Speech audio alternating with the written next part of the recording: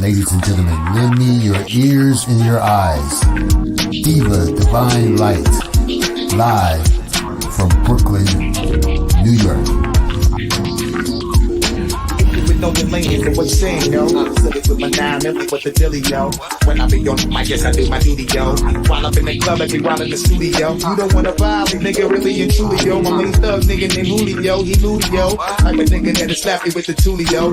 Bitch, nigga scared to death, act fruity, yo. Fuck that, nigga shorty, she a little cutie, yo. The way you shake it, make me wanna get all in the booty, yo.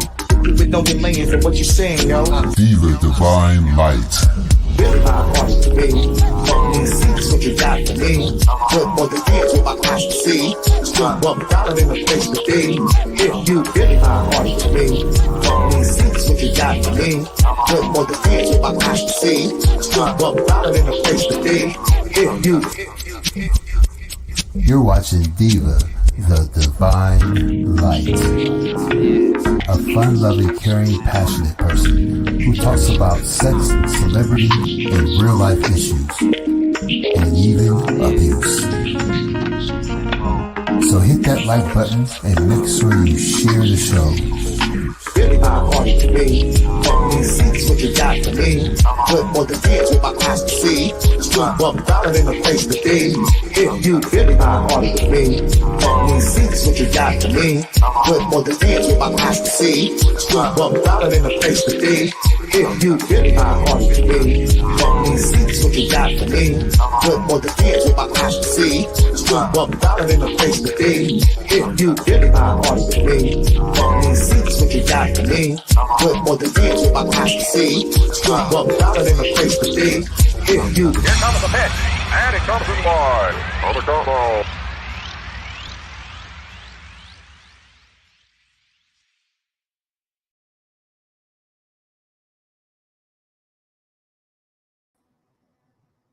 Hello, hello, hello.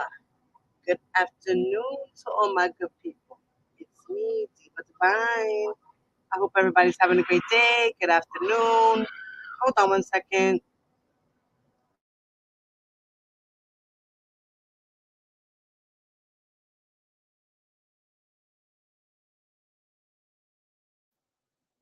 Sorry about that, y'all. Good afternoon once again. Hi, I am Queen. Good afternoon. Good afternoon, Beth Davis. How are you, Mama? West Coast Bella. Wings. Hi, baby. Strong warrior. Hey, Mama. That's right, baby. Do your thing. Don't worry. So, you all know that the government put in a response to R. Kelly's request for acquittal, right? And we also know that R. Kelly's lawyers also put in a request for a new trial. And we know that the government's response was to deny both motions. What we're waiting for is now the defense to come back with the rebuttal. If they want to, they have until April 4th to put in for a rebuttal to the government's response denying the motion. Once that happens, once the rebuttal comes in, then I'm not sure if the government gets another chance to rebut or the judge makes a decision. But by that time, R. Kelly's sentencing hearing will be coming up, which is May 4th.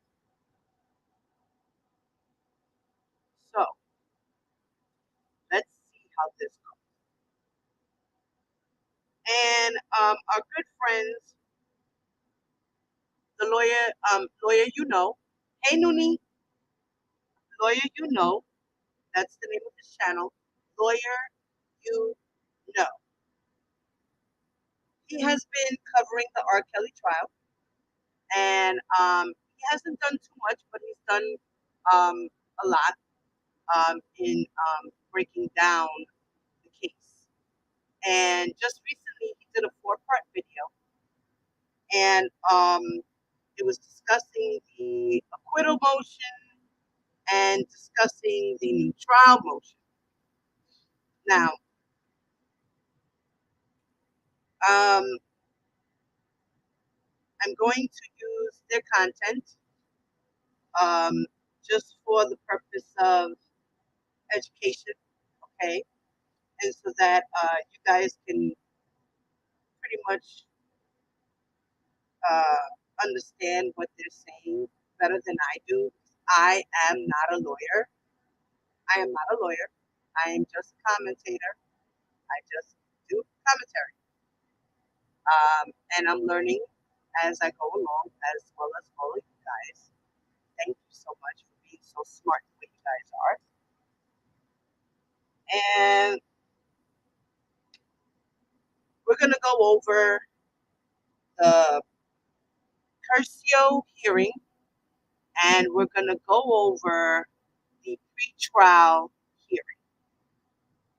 Now, in the description box of the video, I put in there a copy of both hearings. So for those who would like to follow along and have your own copy, you can take the copy from the description box. I put it in there in the video, description box to the video, guys. It's in there, as well as the links to Lawyer You Know, to the videos that I will be presenting to you guys today. Okay? So, I know it's early, it's afternoon. There's not going to be a lot of you guys up in here, and everybody's at work or driving. Please be safe. Have a great day for those that are working and out there doing things. Okay.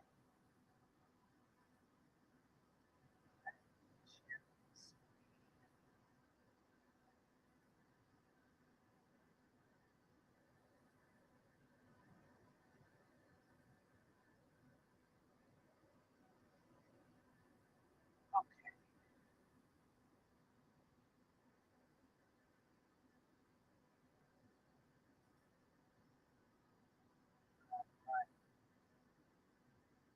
Do you guys see the paperwork on the screen? Does it look good to you guys? Can you see it?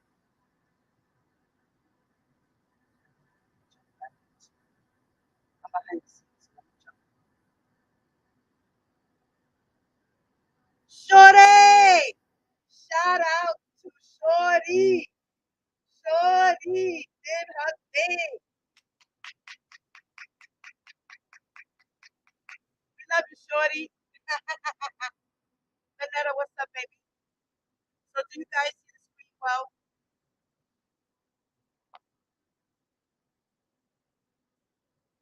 Shout out to Shorty for letting Bojo know. She made a comment and Bojo responded to her. And in that comment, Bojo did not sound confident at all. Shout out to you, Shorty Rara. That was you on Twitter. I posted your comment on my community wall. So I gave you a shout out, babe.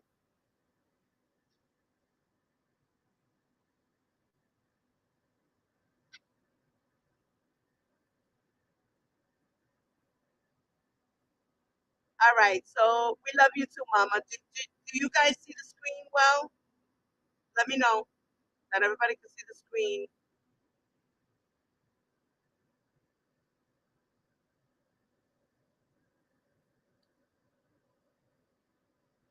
Hello. Is anybody out there?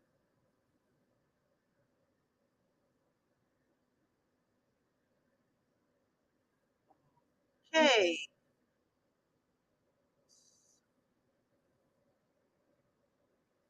Oh, you did. All right, baby. Yes, girl. That's right. But you let it be known. You were absolutely right. You were absolutely right. And she gave you an honest answer. She truly did. She said, listen, it is what it is. At the end of the day, I'm doing my job and I'm doing the best I can. Plain and simple. Whether we win or lose.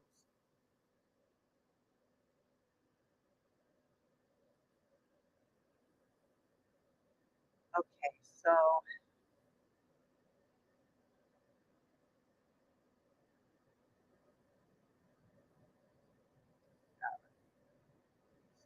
which one should we do?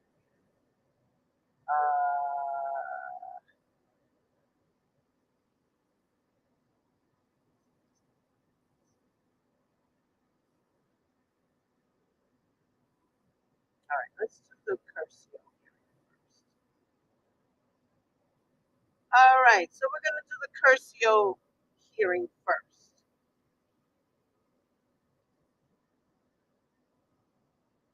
Okay. And this is the United States of America as the plaintiff against Robert Sylvester Kelly, the defendant. This hearing was on July 15th of 2021. And it was done with the Honorable Judge Ann Donnelly. Okay. Now, in this hearing, R. Kelly had a special counsel for the hearing because there was a conflict of interest. He needed to have a appointed lawyer from the court, a special counsel appointed for him from the court to help him understand the hearing and to represent him in the hearing. Okay. Uh,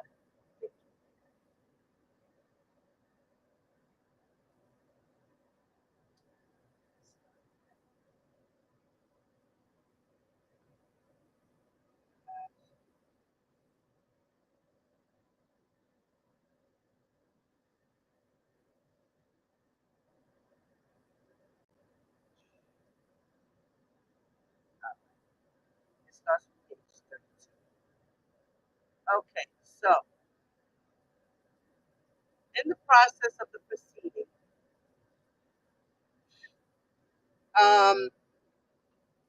they talk about Miss Becker and how she is the conflict as his lawyer because of the fact that she had contact, personal contact, and knows the girlfriends of R. Kelly, and that's Joy and Azriel. So being that she had personal contacts with the girls, uh, she was a conflict of interest because of the fact that Azriel at that time now flipped, left R. Kelly, and now R. Kelly is facing Azriel as an accuser. So that caused a conflict. And for the fact that the lawyer that was representing the girls specifically told Miss Becker to stay away from the girls, have no contact with the girls, but she continued her contact with the girls after the lawyer representing the girls told her not to. Now, the issue as well with this is that the judge had specifically asked R. Kelly, do you want her to represent you after the fact that you know that there is a conflict? Because if you do, you cannot come back here and say to me that you're going to go on an appeal because of this conflict. You are now going to waive your right. Do you understand? She made sure she went back, spoke to the lawyer and said, listen, I need you to go over there with him, talk to him in the corner, and let him know his rights and what it is that's going on and what this all means before he says he's sure. We're going to double check now.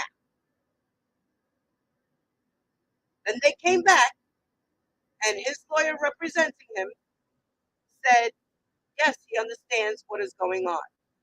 The judge asked him again, do you understand? And he said, yes, I do. She said, okay, are you sure? Yes, I am sure. Okay, now, you're waiving your right, okay? This is a waiver of conflict.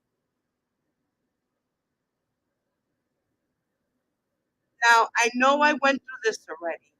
I believe I went through this already, right? I believe I did.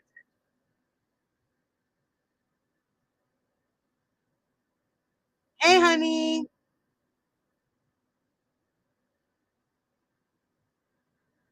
Right. He tried to come back like, right. Right. He don't have good brain cells. Now try to come back like he don't know. Come on. Granny. Mom. Hey, ladies. It's just weird. So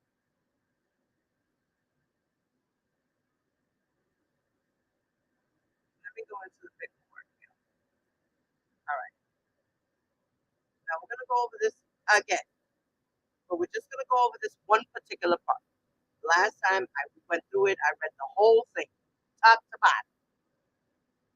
Now we're just going to go through the specific highlighted point of the whole part where the judge asks him, is he sure? And what exactly everything meant. Okay? All right. So the court, also known as the judge, says, so based on what I've reviewed, Mr. Kelly, I have determined that Miss Becker has potentially has Miss Becker has potential conflicts of interest in representing you. I have also determined that you can waive those conflicts if you are informed about what they are, and if you consent, you can continue to have her represent you. So if you waive those conflicts, toss them out, and you give consent to Miss Becker being your lawyer, that's what you want to do, right? She's reviewed it. She also determined. She understands. So she wants to know, what is it that he wants to do. Then she says, the conflict, the potential conflicts arise. One of them is because of the evidence that Miss Becker had substantial contacts with potential witnesses and may have developed a relationship of trust with them, even though she were never formally retained as their lawyer. She has confidentiality obligations to them. So even though Nicole Becker was not a lawyer of the girls, she still has a confidentiality obligation to them. So that's why they came up with the idea that Nicole is not going to be able to cross-examine the girls, either one of them, if they were there. So she continues to say, and given the nature and extent of those communications and the content of them, she would have a conflict if she were to cross-examine either one of them. So that's one of the conflicts, right? related to that conflict is also this question of whether there's an ethical violation involved in that, in those contexts, and if there is an ethical violation or an accusation of an ethical violation.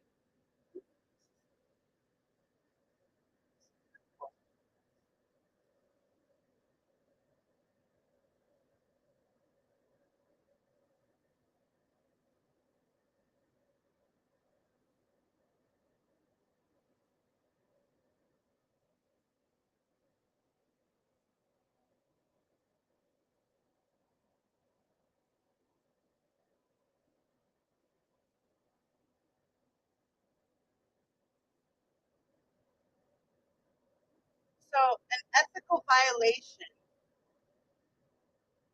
means open split view. Ethical violations means cheating, including but not limited to self-kibitzing, collusive signaling, and illicitly obtaining information about another party's hand through other means, such as hacking and such other ethical violations as may from time to time be formulated by the U.S. Example. Okay, an example of an ethical violation would be ethical standards vary across different industries, right? But some typical examples of ethical violations include discrimination or harassment based on ethnicity, gender, age, disability, color, or national origin, violating industry-specific standards such as stocks, trades, insider trading, and etc. Okay, here we go. What is an ethical violation in law? All right, here we go. Okay, so the following are some of the most common ethical violations that can be encountered. One would be that the attorney failed to communicate with the client. All attorneys have an ethical duty to keep their clients informed about the status of the case in a reasonable manner. Two, the attorney has failed to return important documents to the client. Three, the attorney demonstrated incompetence.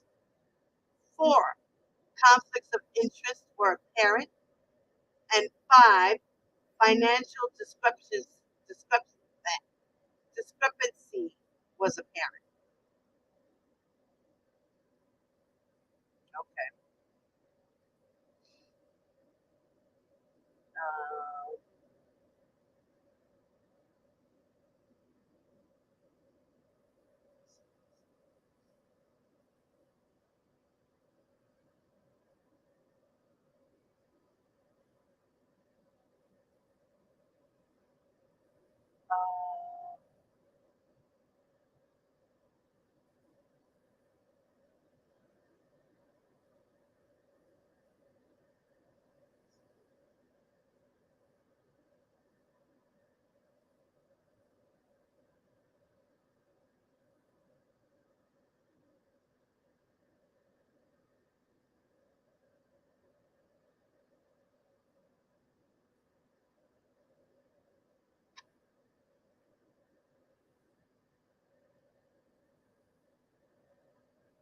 all right.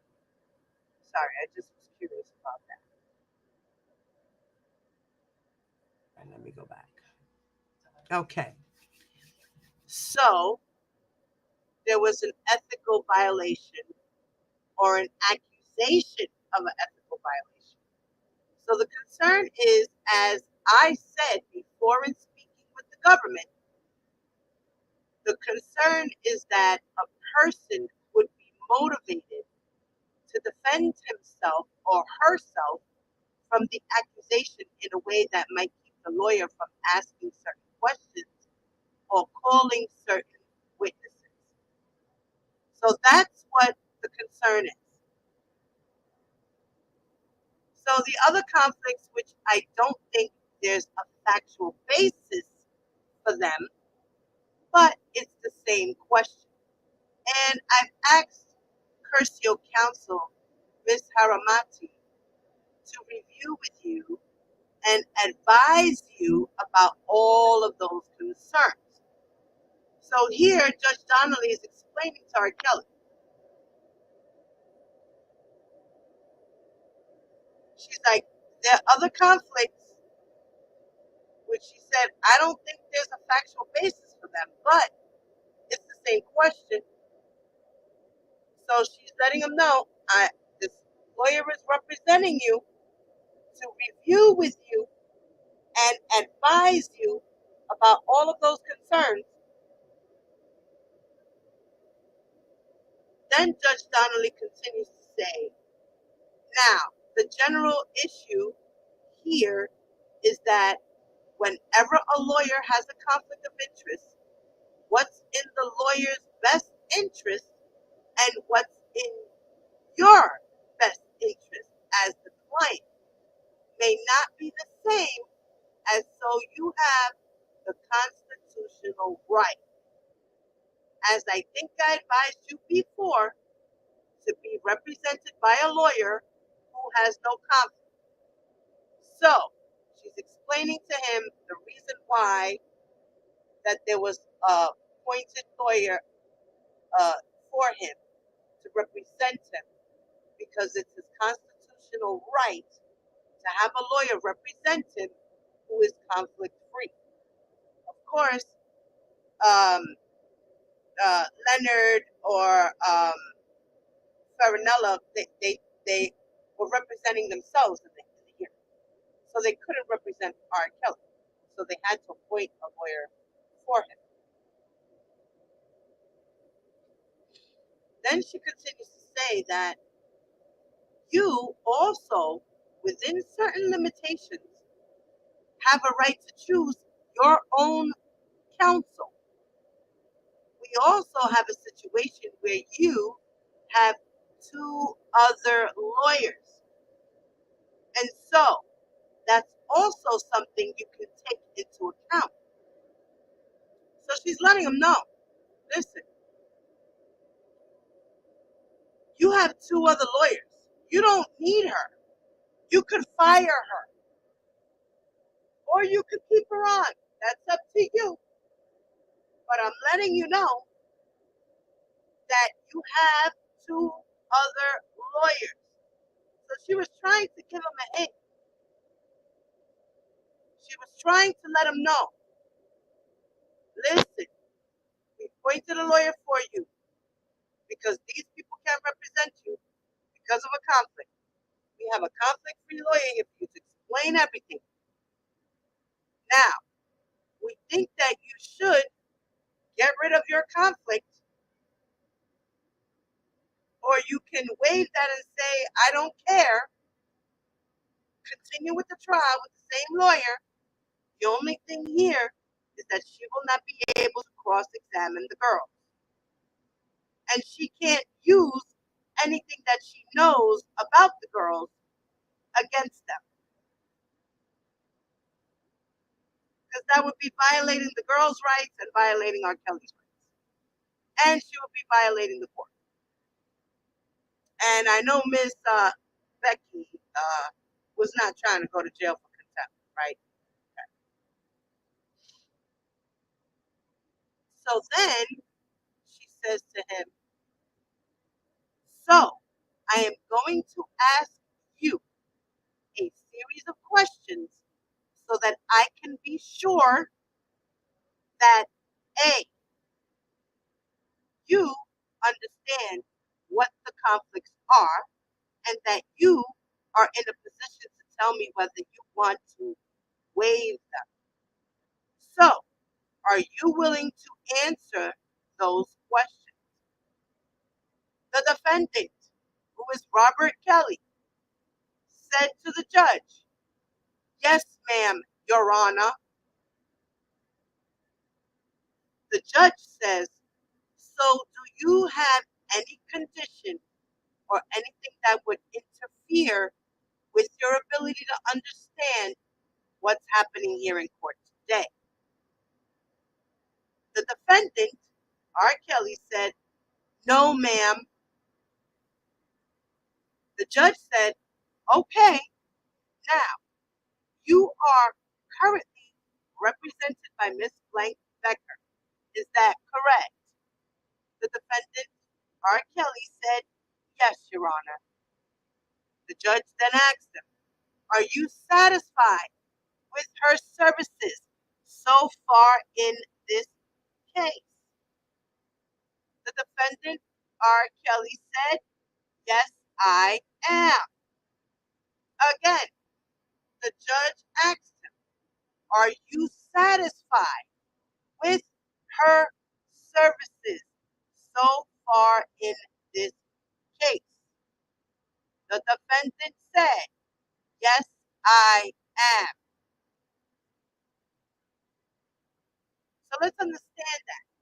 R. Kelly and the judge came to an understanding where he understood and he was satisfied with her services. So therefore, if there was a problem with Nicole, this was his chance to say, "No, I think she is ineffective counsel. I need her to go."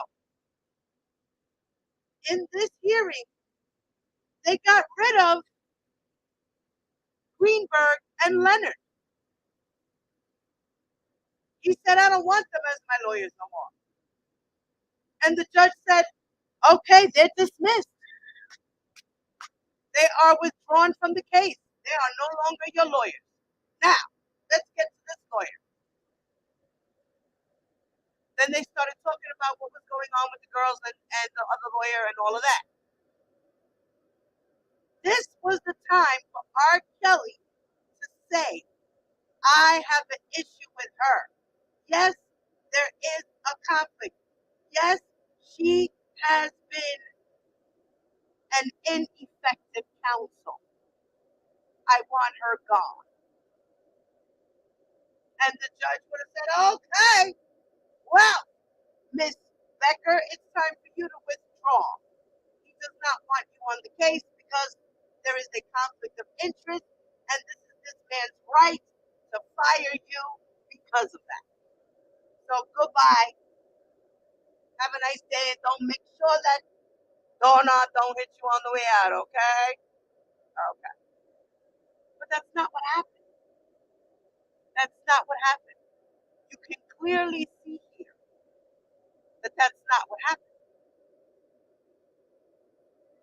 So,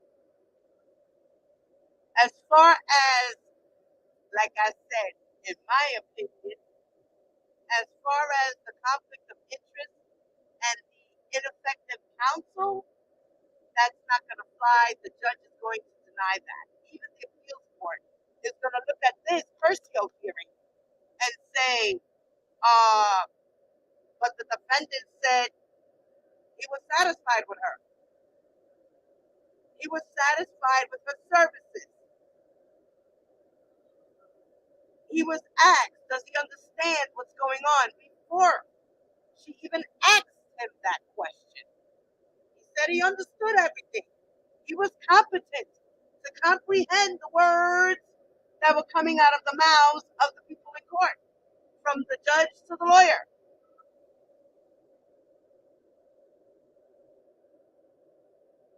So now the judge says to him, "All right, and do you intend to go forward with Miss Blank Becker as one of your lawyers?" And the defendant, R. Kelly, said, "Yes, I do, Your Honor." The judge says, "And she has had, as you are aware, there is certainly evidence that she has had sustained communication with potential witnesses in this case. Are you aware of that? And R. Kelly, the defendant, said, "Yes, ma'am, Your Honor." So he knows what's going on, and he understands what's going on. Then the judge says, "As I said before, there are risks to being represented by a lawyer who has those conflicts that have been raised in this case. So, to the extent there's an attorney slash client relationship, it doesn't have to be formal."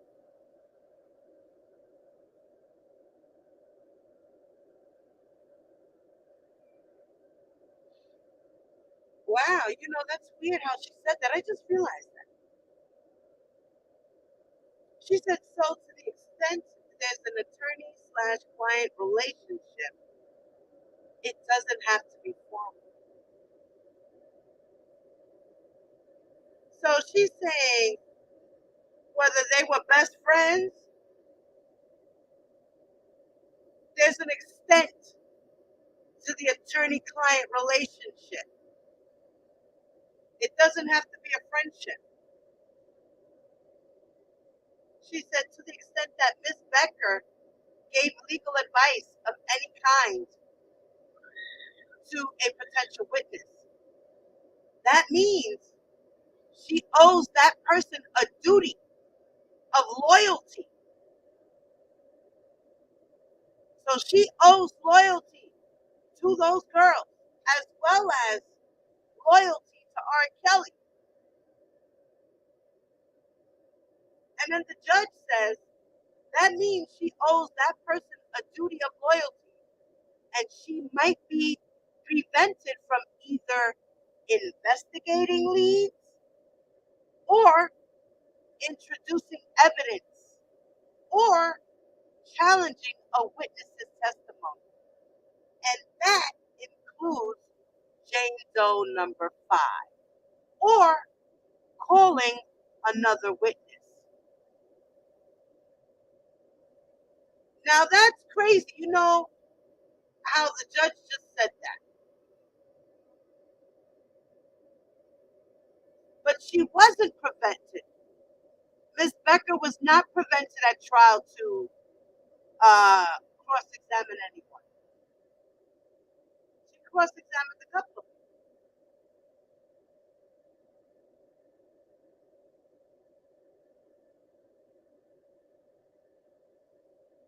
Okay.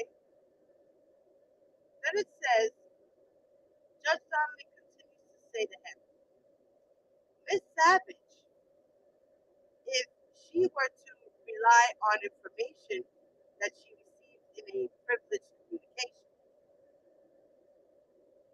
So that includes Jane Doe number 5 or calling another witness, Miss Savage, let's say, if she were to rely on information that she received in a privileged communication.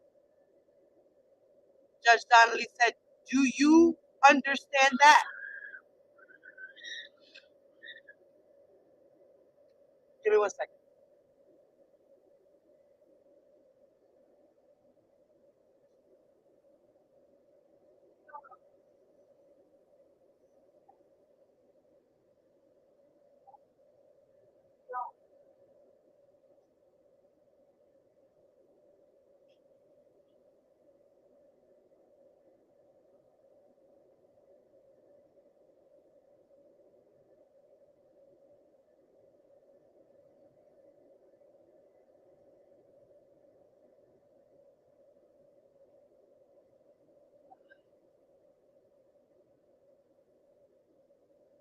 I had to get something to what my lips as well.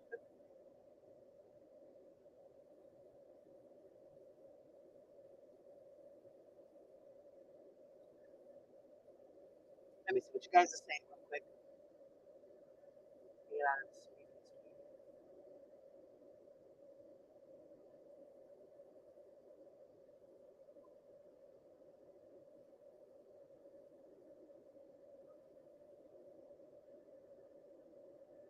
You're having trouble hearing me? Do I sound really low?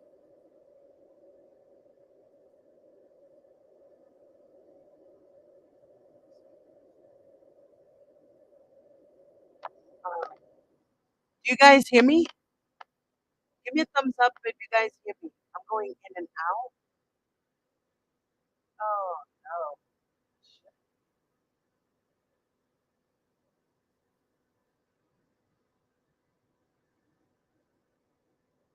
Do you guys hear me good?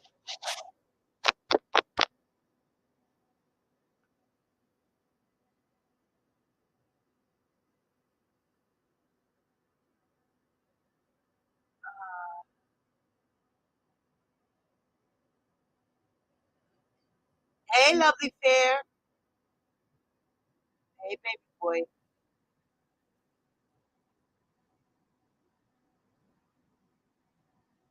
Hey, mom life. What's up, mama? What's up, honey? What's up, guys? Hey, Ty. Ty said no. I sound really loud. Don't I always sound loud? Granny, do you still hear me, honey? Do I sound okay to you? Was I going in and out, guys?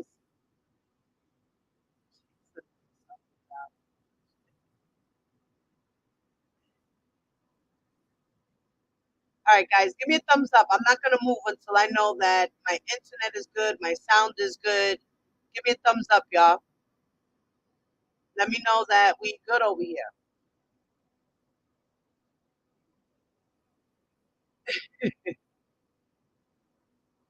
And then I'll continue. Do you hear my son? Because I hear him. He's loud.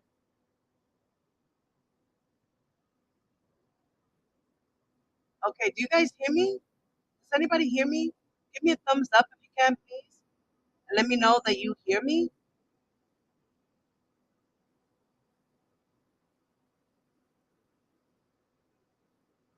Just a little interference.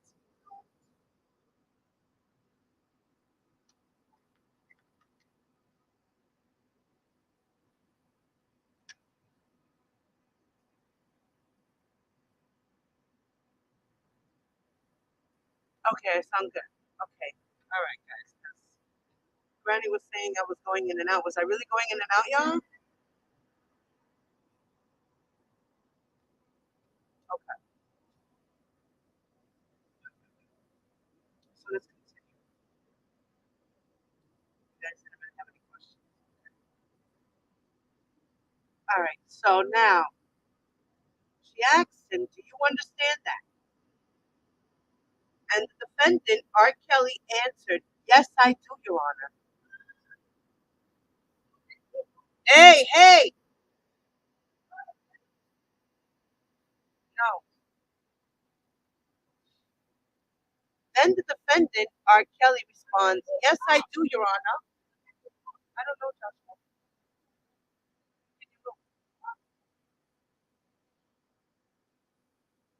The judge says, "Now, she also may have gotten some privileged information from either of those two witnesses that might help your case.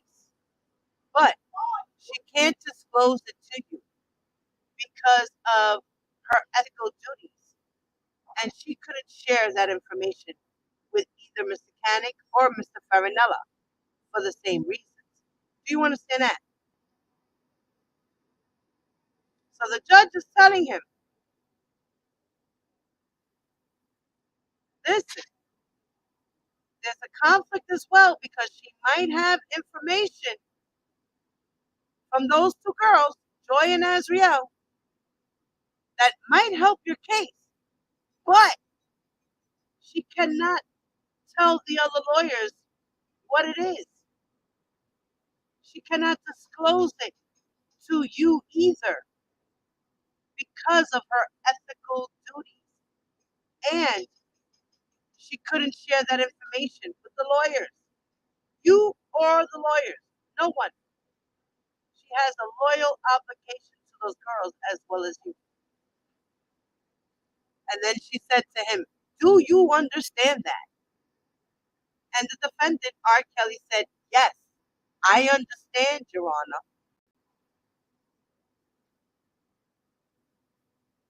Then the judge says, she would also be prohibited from cross-examining or doing a direct examination of any witness with whom she had had a privileged conversation, including Jane Doe number 5 and Miss Savage. Do you understand that? Then the defendant said, "Yes, ma'am, Your Honor, I do." So he understands that she cannot cross-examine these girls.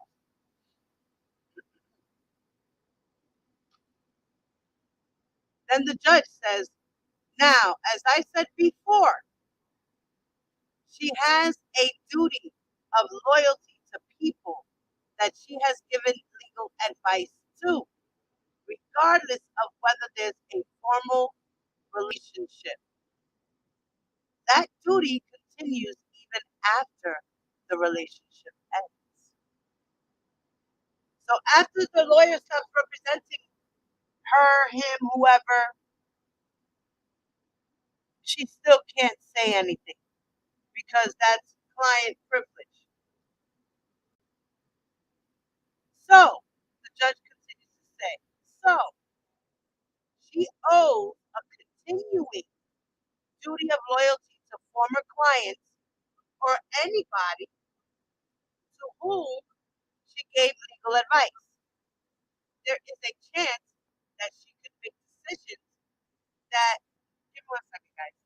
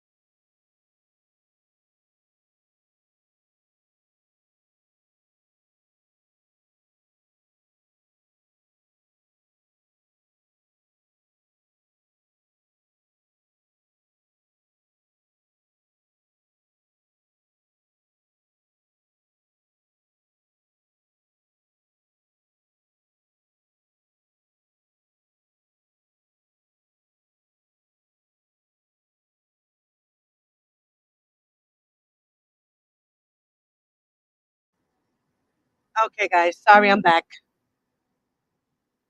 All right, let me continue reading. I'm gonna go back on this. Do you guys hear me okay now? Or it sound a little bit better?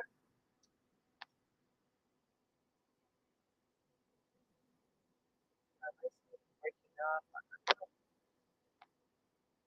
I just got another new microphone, another new little microphone. One that stands small, it's cute. I got headphones.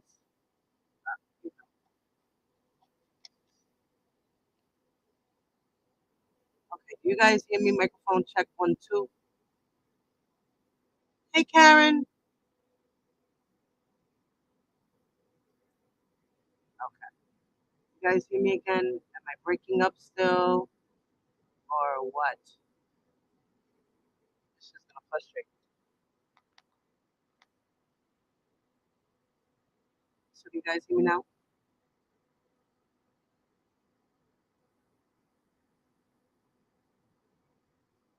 Okay, thank you.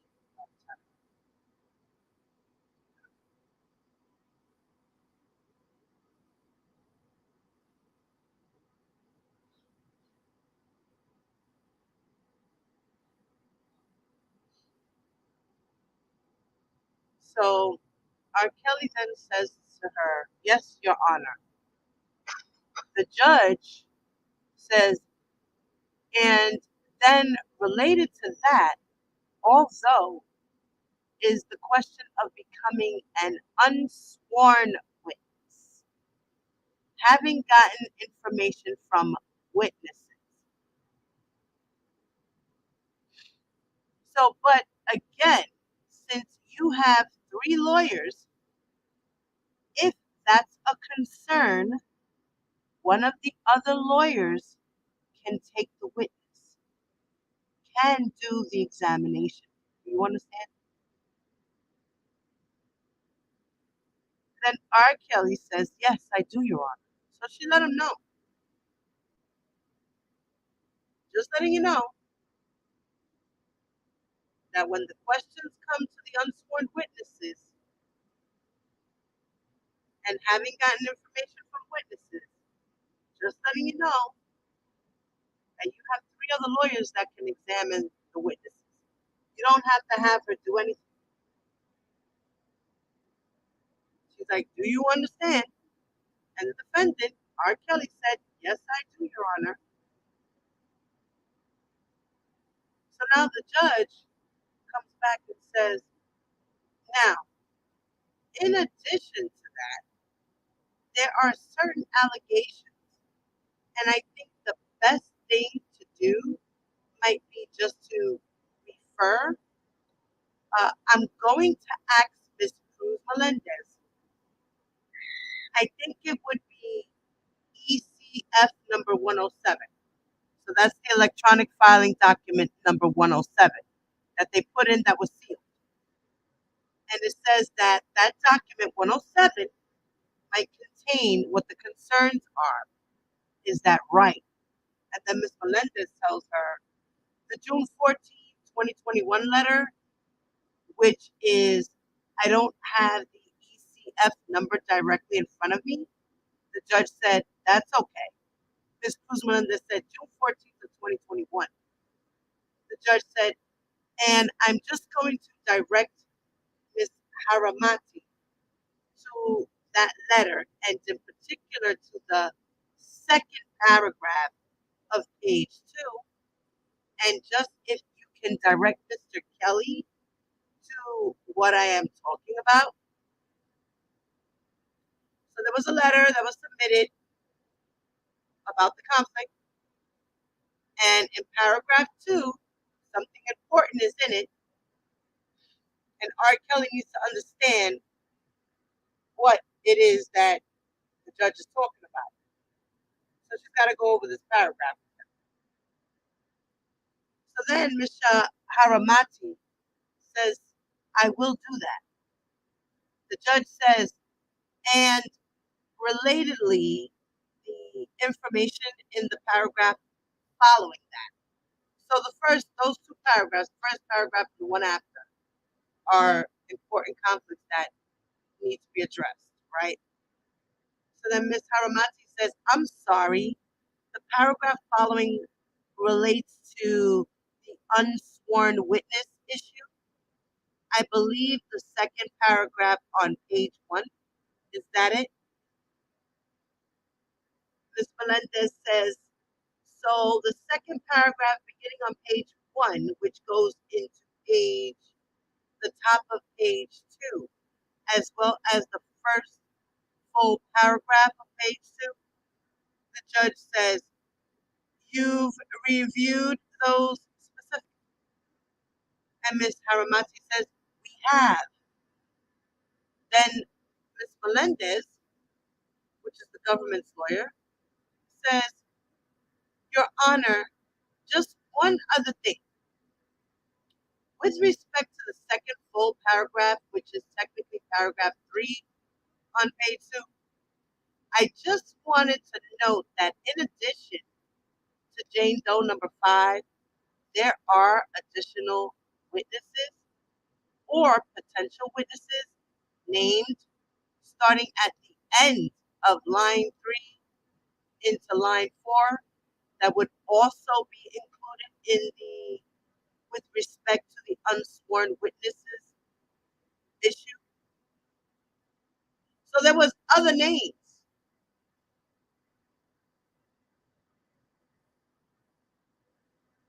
Two more names that would also be included in the respect to the unsworn witnesses.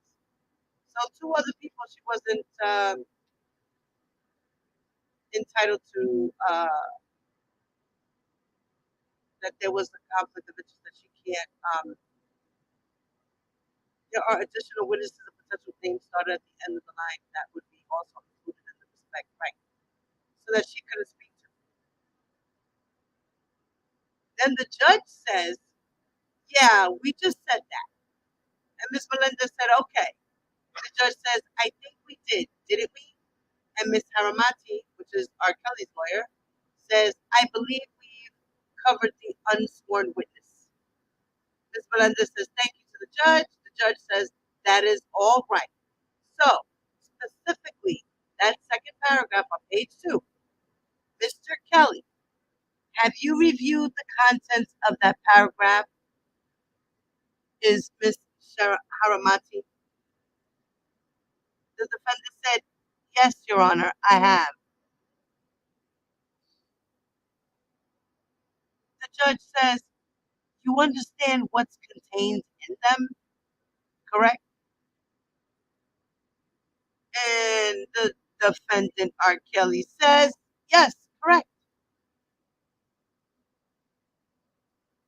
So he understood whatever it was there, and whoever those other girls were, he understood that.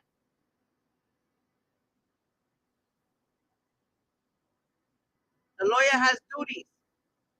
There's conflicts with these people, these things, the situations. Then the judge continues to ask, and also in the paragraph on the preceding page, which I actually think we discussed the last time, but I also don't think there is much of a foundation for it. That also contains a separate allegation.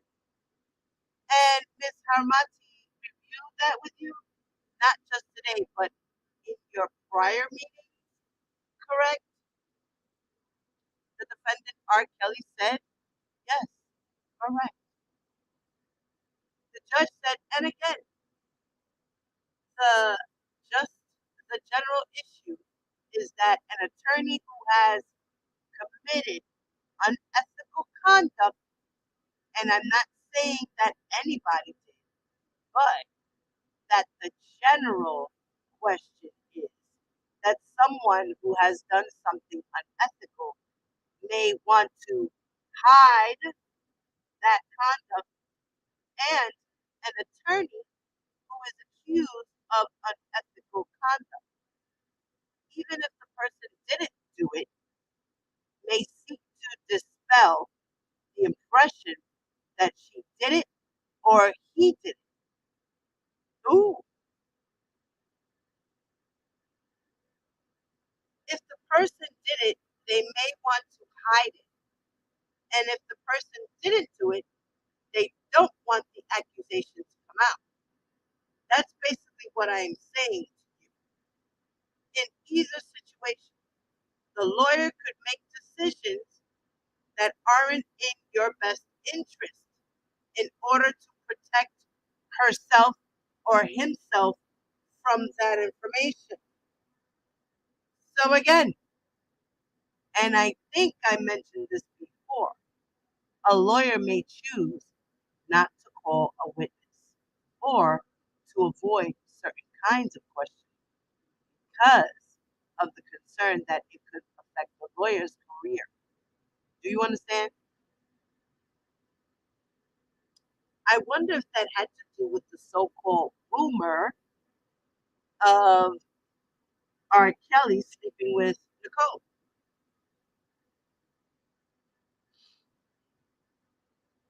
The judge said, "Do you understand?" The defendant, R. Kelly, said, "Yes, ma'am."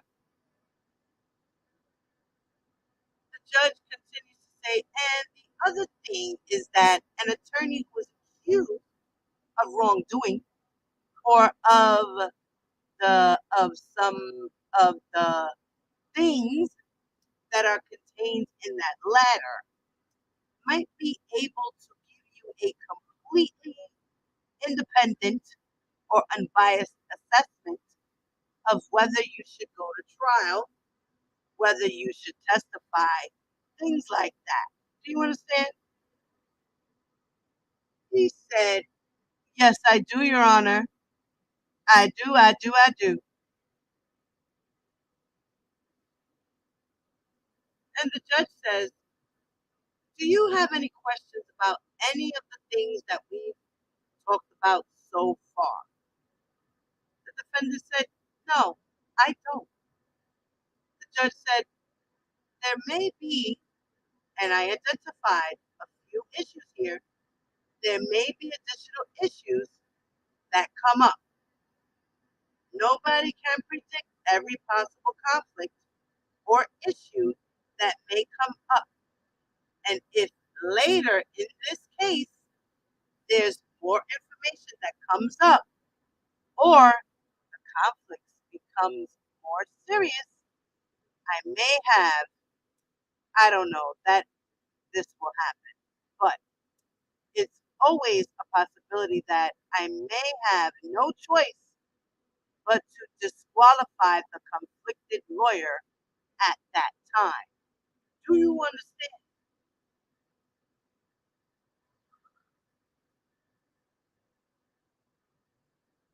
And the defendant says, "Yes, I do, Your Honor."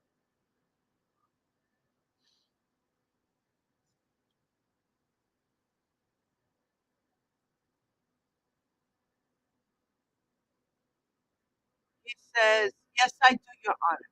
And the judge says, "Now, I explained earlier that the court appointed a respected member of our bar, Ms. Haramati, who is independent of the case, and her role was to advise you of all of these potential conflicts. And I understand that she has met with you and advised you about the concerns that are raised in those submissions. Have you had enough time to consult with her, or do you want to get additional advice or guidance from her? Don't hesitate to ask if you want. You are not under any pressure to make the decision at this moment. If you would like, we can take a recess. You can consult with Ms. Haramati once more about these issues. And if you want, I will give you a half hour or so to talk to her to make sure you understand everything about it. Because the next phase, just so you're prepared, I really want to make sure that you understand what the conflicts are. So I will be asking you specifically to describe those to me. And then I'm going to ask you just to make sure that you understand what all your rights are in connection a really good idea to take a half an hour or so, meet with Miss Haramati, and make sure that you don't have any additional questions. That is what we will do. We will recess for a half an hour. Before we do that, I don't know if there's any other questions that either Ms. Haramati or the government wants me to put to Mr. Kelly before he consults with Ms. Haramati. Then Ms. Cruz Melendez says, nothing from the government, Your Honor. Then the judge says, anything else, Ms. Haramati? Ms. Haramati says, no, Your Honor.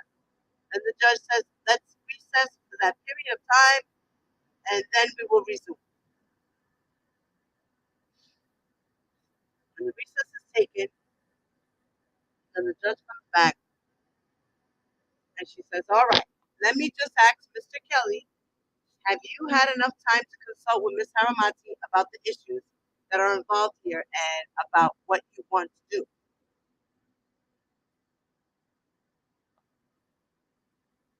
The defendant said, yes, Your Honor, I have.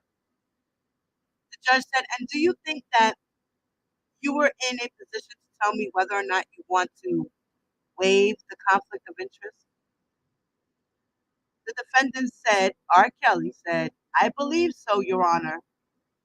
The judge said, so what I would like to start with first, and if you need some time to speak to Ms. Haramati at any time during the course of this inquiry, I will give you as much time as you need. But what I would first like to do is just ask if you can tell me what you understand the potential conflicts to be in general terms, and what the risks are that are associated with those potential conflicts. Then the defendant, R. Kelly, said, hold on one second.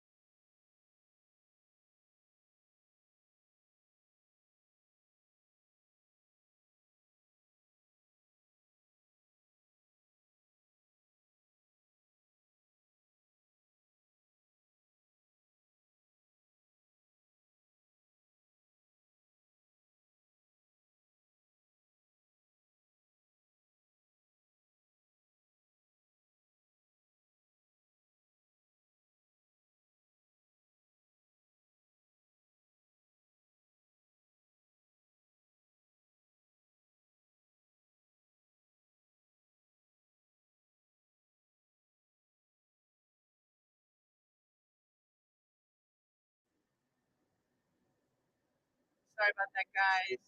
I'm back. Please forgive me for this.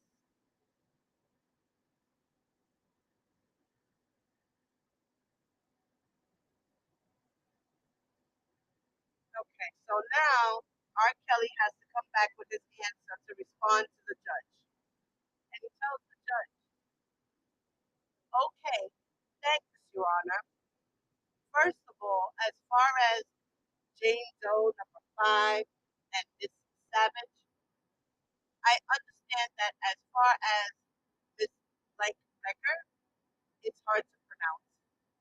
As far as she's concerned, if there's a conflict of interest, I understand that if I waive, she will be able to question, but she will be very limited as far as questioning them.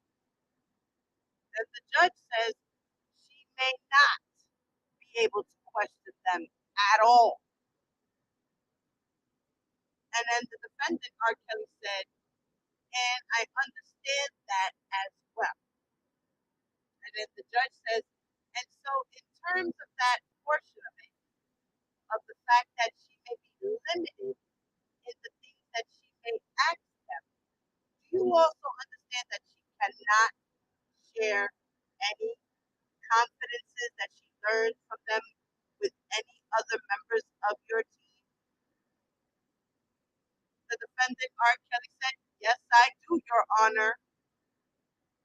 And the judge goes to say, now, aside from that representation question, the appearance that perhaps she provided legal advice to them, there's a separate question in connection with that. Her contact with them having to do with potential ethical violations and whether or not they were committed is not the question. So the question is, when a person is accused of that, when a lawyer is accused of that, it might make the lawyer make choices which are not in your best interest. Do you understand that? The defendant, R. Kelly, said yes. So, like she had explained to him before, if Miss Becker has to protect herself at the end of the day, that's what she's gonna do, protect herself to cover her ass. She might not have your back, because at the end of the day, she don't want to lose her job. So, are you sure? And the defendant said yes. Then the judge says, can you explain it back to me? And if you want to consult with Miss Haramati, just let me know. The defendant, R. Kelly, says, just give me 1 second. The judge said, sure. The defendant and the counsel conference, right? Then the defendant said, sorry. The judge says, that is okay. Then the defendant said, I understand that if Miss Blank Becker talked to any clients that were represented by another attorney, that she could try to cover that up to make herself look good instead of focusing and paying attention on what she should be doing for me, basically, in my trial. I understand that. That's what R. Kelly said, y'all. He knows all about making himself or herself look good, because that's what he does on a daily basis. Cover up his tracks to make himself look good. So he understands that. Yes, he does, Your Honor. Yes, he does. Then the judge says, and then there were a couple of other matters that we won't refer to specifically, and just for ease of reference, they're the items that Ms. Haramati showed you in that letter. Do you recall what those were? The defendant, R. Kelly, said, yes, ma'am, I do. And the judge said, and in general terms, what is your understanding about the reason why that conflict or potential conflict could pose a difficulty for you? number one, they're rumors, and that's all they are to me. And the judge said, right. But do you understand the risk that even if something isn't true, a person could take steps to make sure the rumor didn't get out? Let's say that. Do you understand that? So maybe now the rumor will come out, guys, because Bon Jean is trying to raise this up. So since she's trying to raise this up, let's see if it comes out.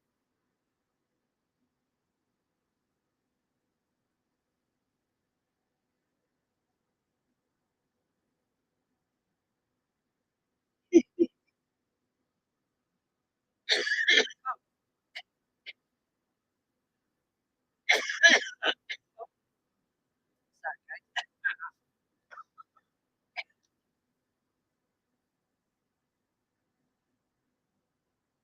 I'm just taking a little sip.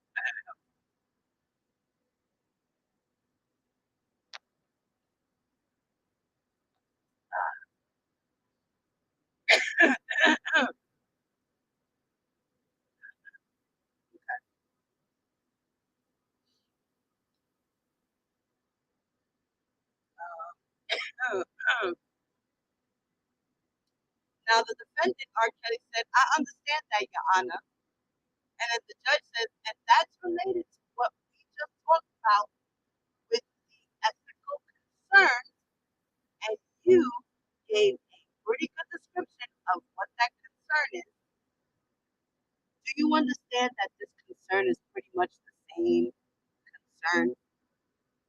And the defendant said, R. Kelly said, yes, ma'am, I do. The judge said, the final related question to the contact with the witnesses. Although this is ameliorated by the presence of other lawyers, is the extent to which having learned things from those witnesses, even putting aside the question of giving legal advice, a lawyer could put herself in the position of being an unsworn witness. So she said that's the third concern, the third related concern. Do you understand that one? Let me have Miss Haramati explain it to you once more, and then I will give it a shot too. So now, Miss Haramati says, just one moment, Your Honor. The judge said, sure. The defendant and the counsel, they go to conference again. Then Miss Haramati says, I believe we're ready. Then the judge said, okay. So what do you understand this potential conflict to mean? The defendant, R. Kelly, says, Your Honor, when the attorney was explaining it to me, it sounds perfect, and I totally get it. I just don't know how to repeat everything she just said. And then the judge says, let me do it this way. And by the way, these are not easy concepts for anyone. So I can understand that. But let me just first make sure you understand what counsel explained to you. Correct? The defendant said yes, correct. Then the judge says, and the risk is, and it's a little bit subtle, but the risk is that if a lawyer has a conversation with the witness and the witness testifies in a different way at trial, the lawyer can certainly can certainly question the person about it, but the lawyer can't say that it didn't happen. So this is what you really said, because the lawyer is not a witness. The lawyer is a lawyer. How did I do, Miss Haramati? Miss Becker comes out and says, that's precisely what Mr. Kelly and I discussed.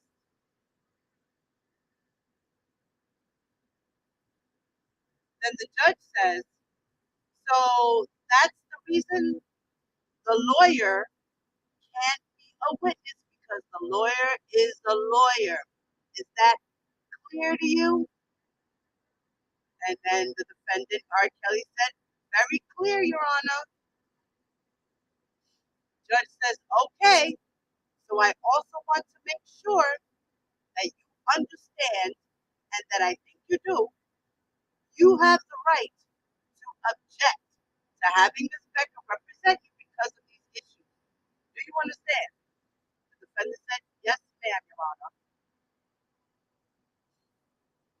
Then the judge says, okay, after speaking with Ms. Haramati and hearing what I have explained to you, and based on the advice that you have gotten from Ms. Haramati, do you still want to continue with Ms. Becker as your lawyer? She asked him again, guys, for like the fifth time already, or fourth time, and the defendant, R. Kelly, said, yes, ma'am, Your Honor, I do. The judge says, and do you understand that by choosing to continue with her, you are giving up your right to be represented by a lawyer who does not have a conflict of interest? At least you have two lawyers who don't have a conflict of interest. But at least, insofar as she is concerned, you are giving up the right to have a third lawyer that doesn't have a conflict. Do you understand? The defendant, R. Kelly, said, that part I do. Then the judge says, you have two lawyers who are, you have two lawyers who, as far as I know, are not conflicted. You've got Mr. Canick and Mr. Farinella. There is no allegation that anybody is conflicted. Ms. Becker is not your only lawyer, but I want to be sure that you are giving up the right to have her represent you without a conflict of interest. He's waiving the conflict of interest. He's waiving that. He's letting the judge know, I don't have a conflict with this lady. There is no conflict. I'm waiving it. There's no issues over here. She's good.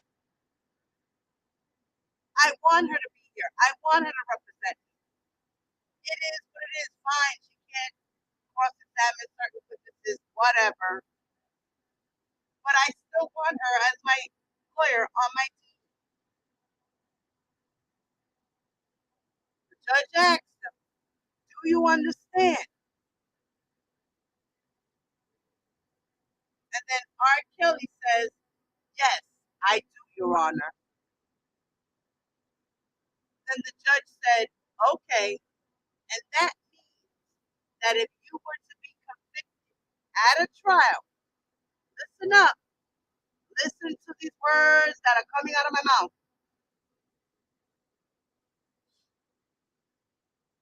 The judge said, clear as day here, guys.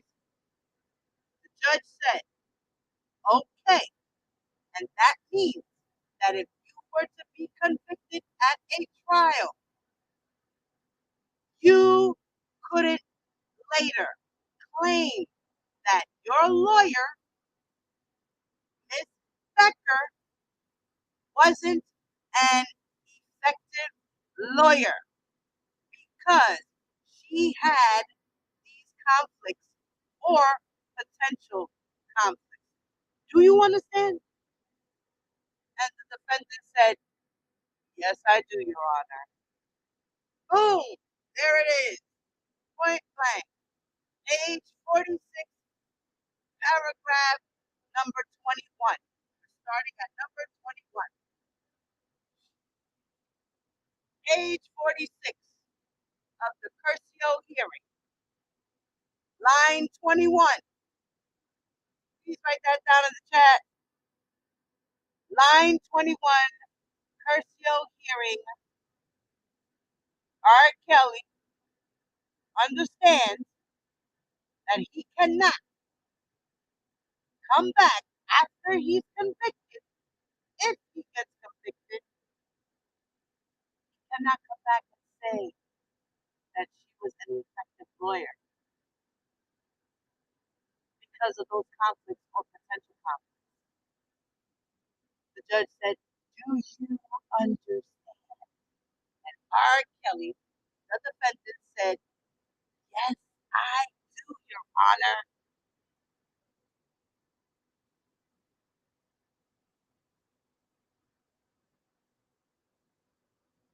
Let me see what you guys are saying over here.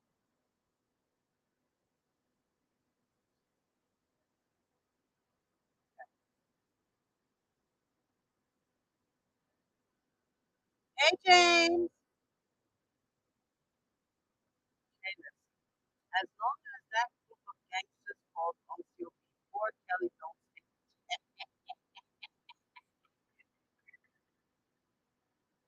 he don't. He don't. We keeping our foot on his neck.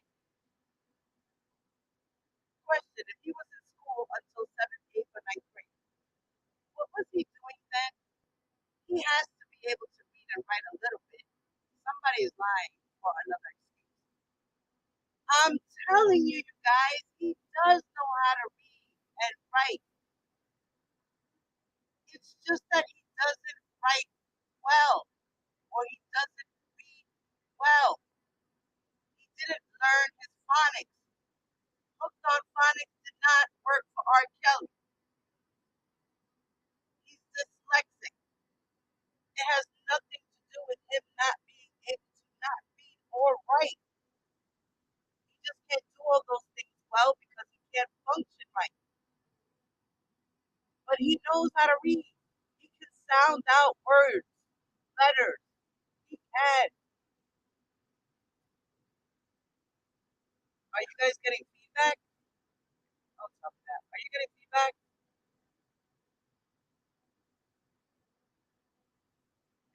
Feedback. What is feedback? Are you guys getting feedback for real? I don't have nothing on.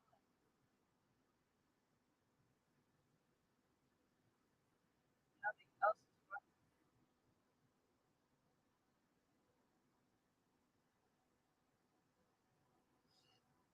Rock, and he can read and write at the same level as I do, but he probably was in special education and he did make it to high school. Right. Supposedly he made it to 10th grade, right? I believe 10th grade, then he dropped out. I mean, I did the same thing. I went to 10th grade and I dropped out. I, I made it all the way to 10th grade and then I dropped out. I know how to read and write. It's just that it was hard for him to apply himself because he had dyslexia, but nobody diagnosed him with that. Obviously, you know what I'm saying?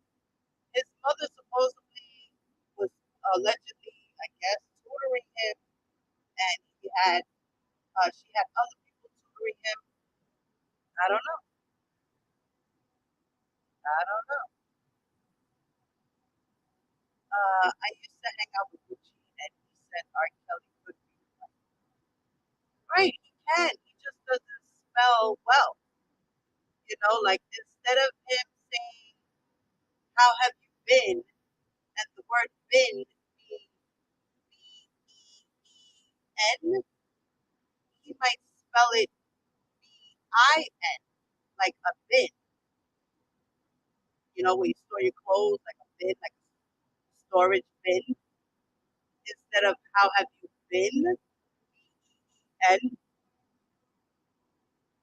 You understand?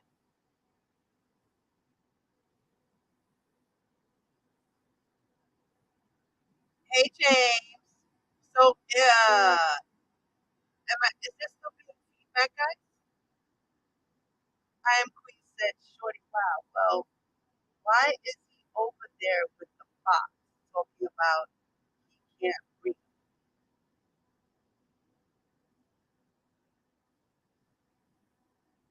Right. He knows he can read. He can read. He can write.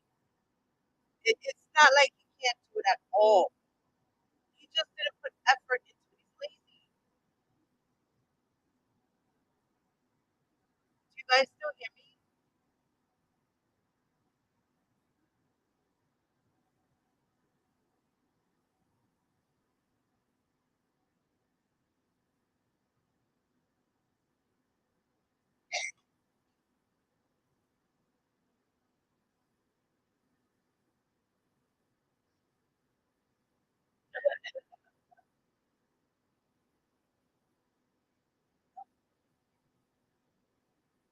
So, I'm sorry, I had to step off for a second, get my husband some chips. All right, so you guys still hear me? I'm not going in and out. There's no feedback or anything. Give me a thumbs up, guys. Let me know what's going on. I might have to refresh my screen. I don't know. Hello? Yeah, I can hear you. Okay. Thank you, Mama.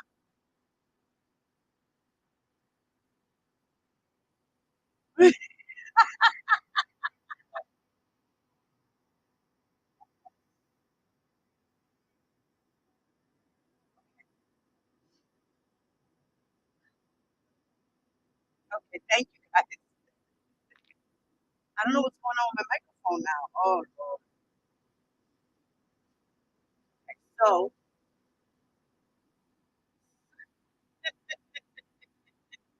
and he said he can't read nor understand the words that are coming out of anyone's mouth. Eh, so, well, either way, he can get educated while in prison. Master the craft since he's not getting out. Thank you. I agree. I agree, Robin. Facts, girl.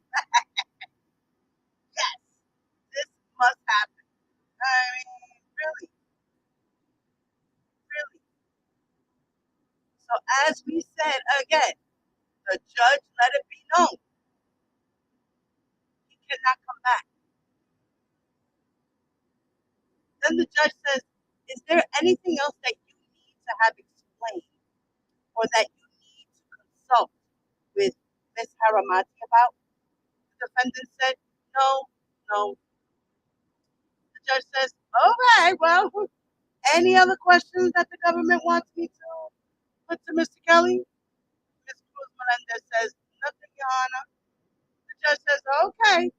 I think based on the record that we have established that Mr. Kelly is fully competent and capable of making an informed decision, that he has been advised by respected counsel, Ms. Haramati, and that his waiver of the potential conflicts or conflicts is knowing and intelligent, and so I accept the waiver. And at this point, I think it's fine to excuse Mr. Greenberg and Mr. Leonard, who I think are on the phone. Is that right?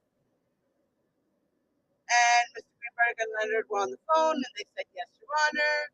And the court said, so you are excused from representation in this case. And Ms. Haramati, you have the thanks and respect of the court for your efforts in this regard. I greatly appreciate it, and I don't think we have to have Ms. Haramati spend any more time with us here unless she wants to. Okay. And then Ms. Becker says thank you, and the judge says thank you so much. And that, I believe, was the end of that.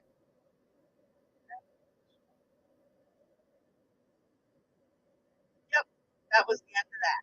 So, can we all understand that, guys? The judge said it plain as day, page 46, right? Line 21. Okay? Okay, let's see.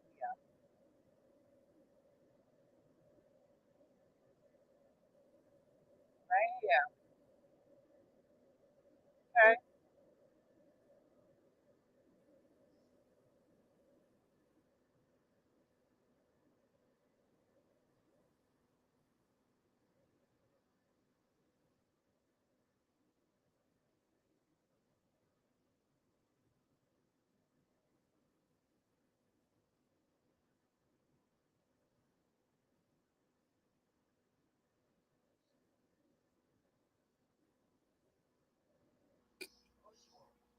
Okay. So it's there, guys, right there in your face. Okay. In your face. All righty.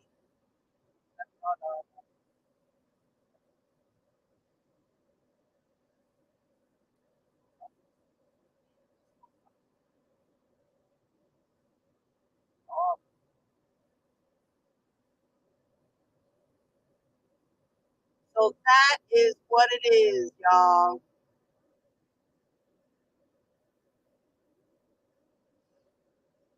Right here, guys. Screenshot that, y'all.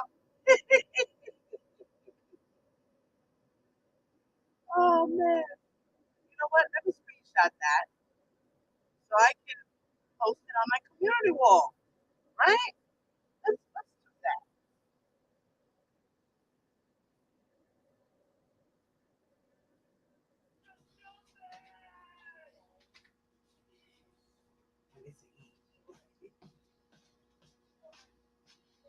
Let's do that real quick. Let's screenshot that.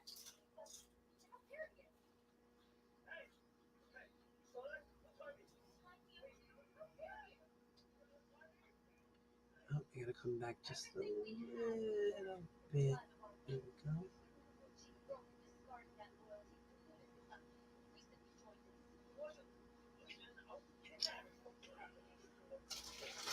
All right, let me see if it came out good.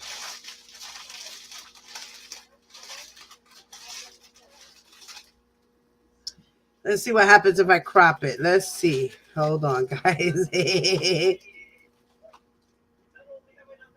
see if I can.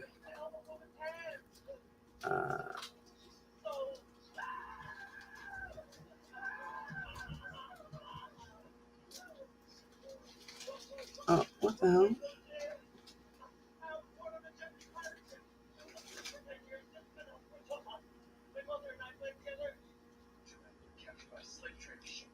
All right, let's see. Okay. I got to screenshot it. So I'm gonna put it on my community wall, guys. Yes.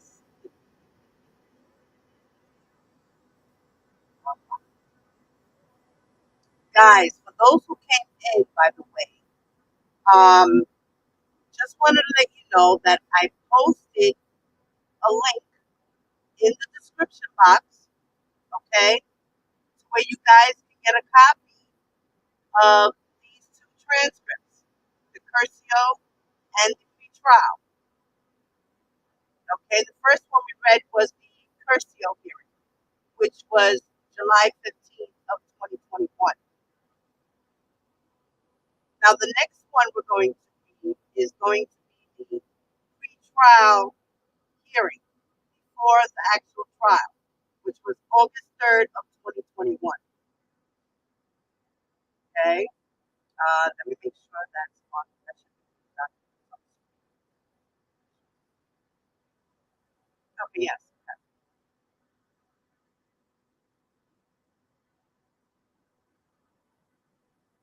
Well, either way, he can't get educated while in prison. Master that craft.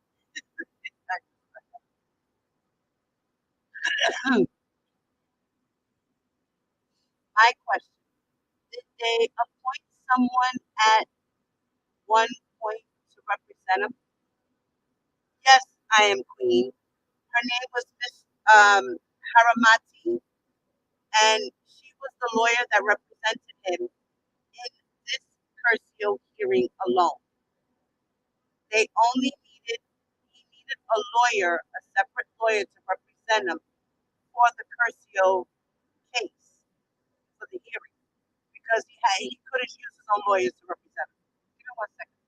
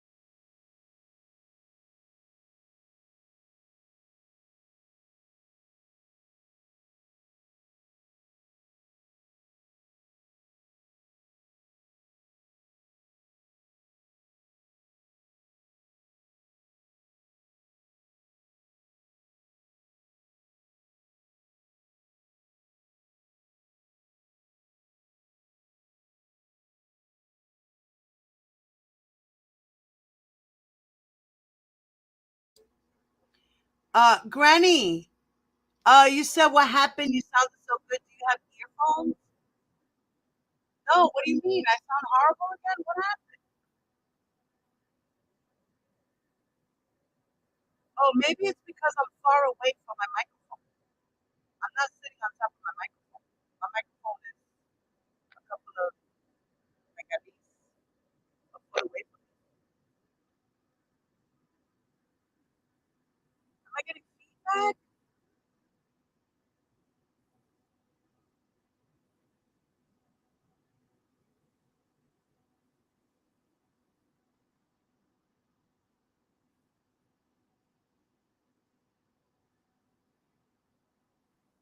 Oh, so I sound far away. That's why, because I'm not sitting on top of my microphone, y'all. I don't have my headset on. I'm using my microphone that's on the desk. So should I put it closer to me, baby? It's just that sometimes when I get too close, then you guys sound like I'm too loud. So do I sound better now? Do I sound better now, guys? Her husband, yeah, your husband. He said, "Oh yeah." He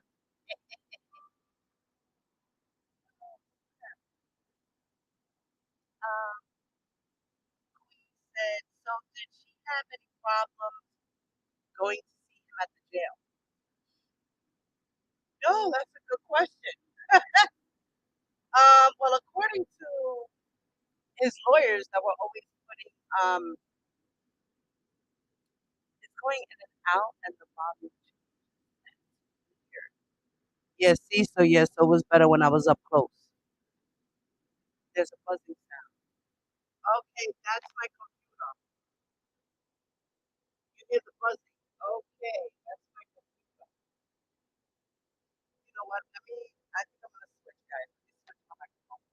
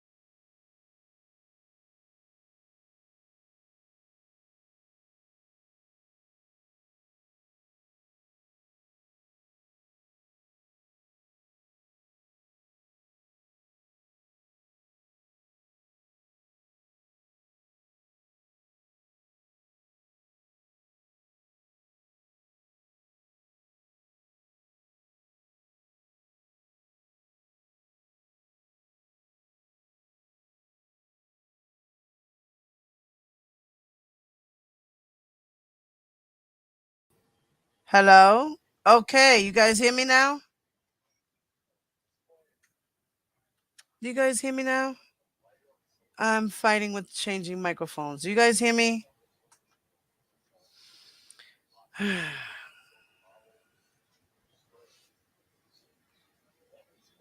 You guys hear me? Give me a thumbs up in the chat, please. I am so sorry about the technical difficulty. I don't know what's going on here.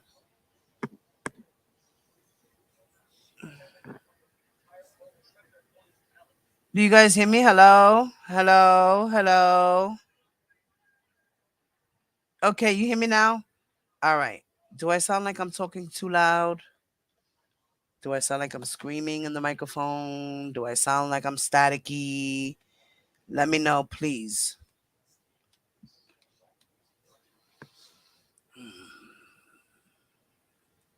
Sounds good. Okay. All of this for you, Granny. Puñeta.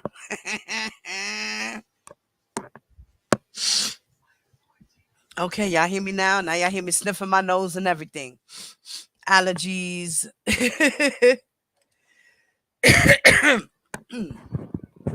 Now the microphone's right to my nose. It's to my nose, my lips, everything. Now, can you hear the words that are coming out of my mouth? Yes? Okay. Good. No, it's okay. Listen, I want to make sure everybody can hear me, period. Like, I'm going through difficulties. Let me know. Thank you. It's just that it interrupted the damn live, but it is what it is. Hey, Jacqueline. What's up, mama?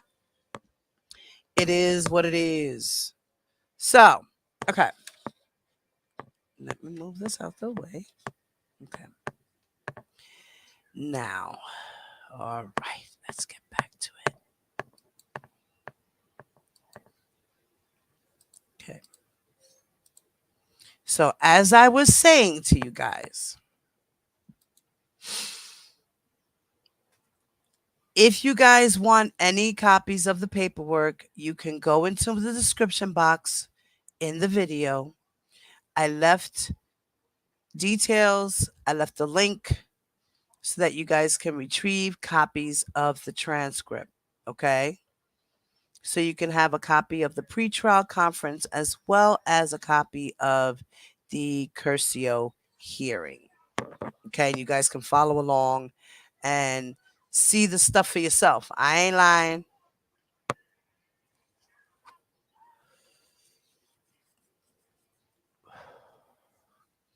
So as I said, guys, this now what we're going to go through um um this has to do with his pre-trial conference and what happened right before the trial, because we know that the trial started August 18th, correct?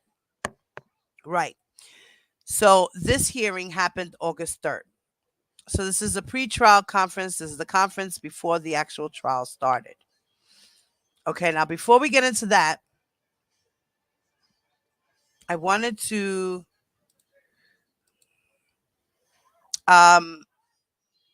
the video that I'm going to present to you guys now. I don't know if you guys have seen it. But if you haven't,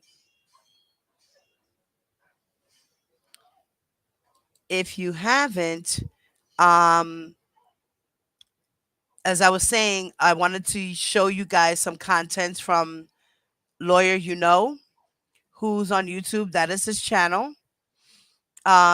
His channel links are in the description box. He made 4 videos speaking about the motions that Bonjean had put in for a new trial as well as for the acquittal. So I'm going to show you a portion of those videos. You can follow Lawyer You Know on YouTube. As I said, his videos are in the description link in the description box in the video. Okay. Was it part 1? Let me see. I forgot which part it was.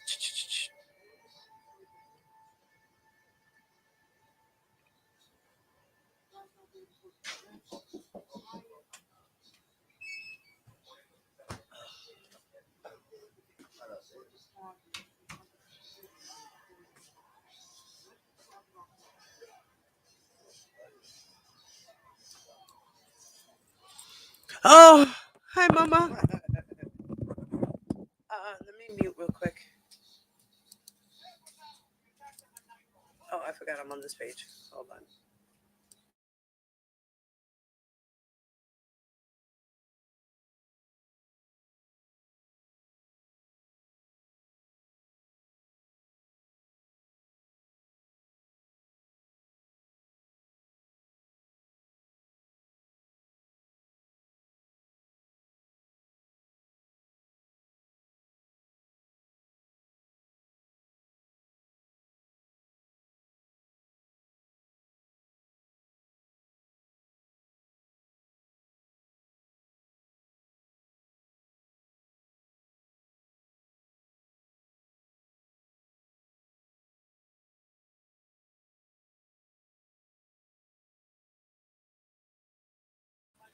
Guys, give me a moment, please. I'll be right with you.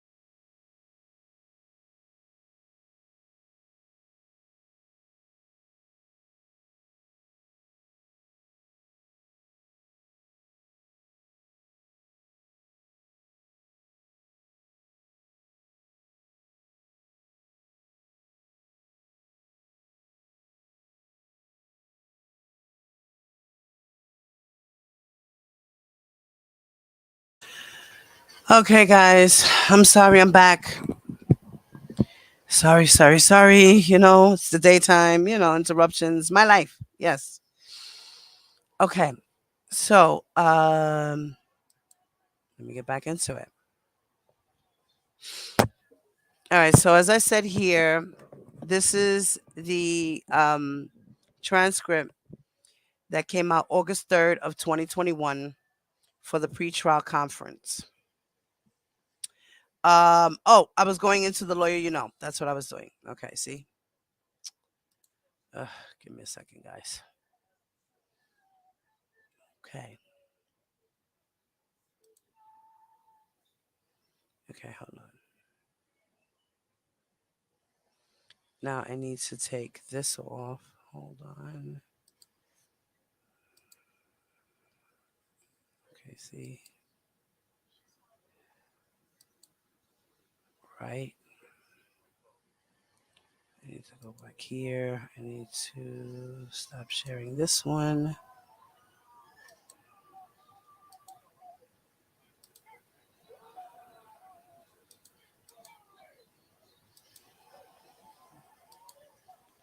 Okay.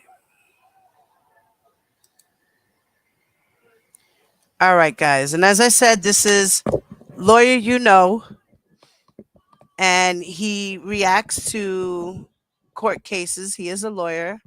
He does have a firm with his family.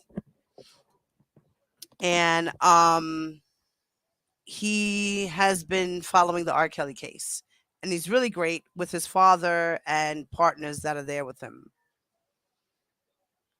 So let me share with you a little bit of the details of what he said. This is part one. And in this part, he talks about the new trial. Good afternoon, Missy. Hi, Mama. How are you, baby? Pre-trials is usually because they need to go over certain things, um, talk about certain evidence, um, um, you know, who's in, who's out. They go over everything before the trial starts. So that's why they usually have pre-trials, to just make sure everything's up to par. If there's any types of motions that need to be put in, they have to put them in before, and things of that nature. Okay, so all right, I'm gonna play the video. I'm gonna go on mute. Give me a thumbs up if you guys hear the video, okay?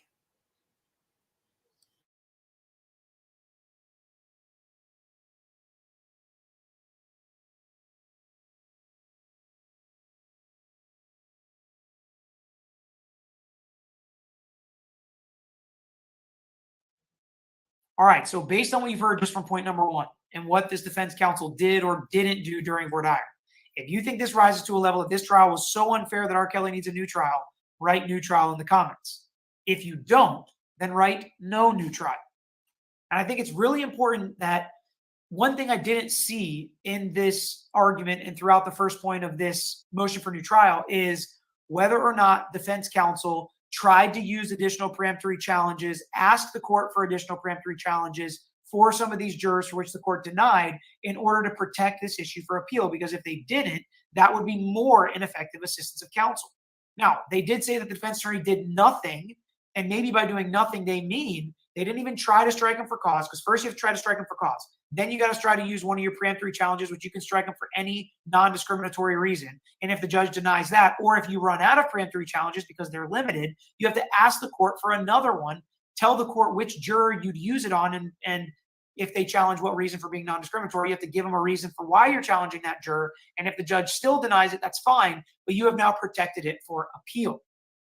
So if they say they did nothing to try to strike these jurors, and they include no even trying for cause challenges, trying for peremptory challenges, and I think that's a pretty good argument for a new trial, or at least protecting it for not protecting it for an appeal. But this bar is so incredibly high to get to prove ineffective assistance of counsel, which is sad when we think about our criminal justice system. And most people think just rich people get good lawyers and they get off.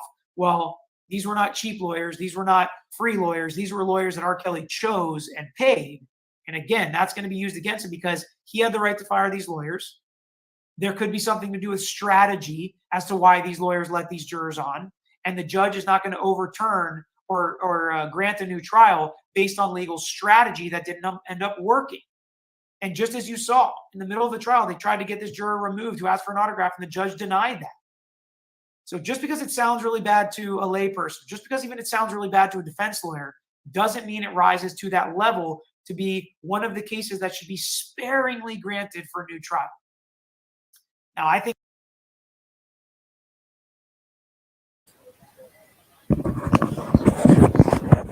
now you see what he said?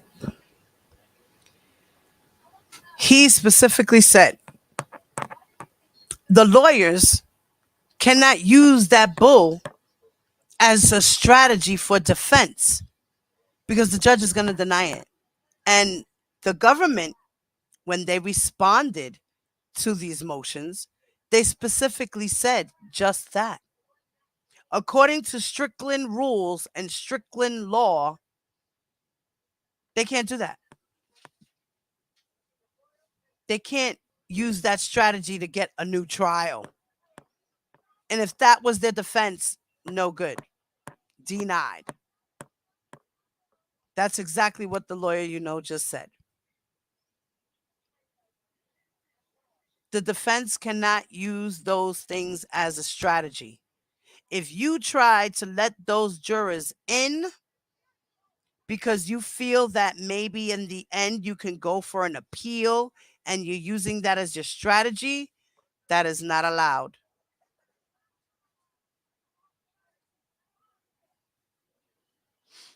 Let's continue to listen to Peter.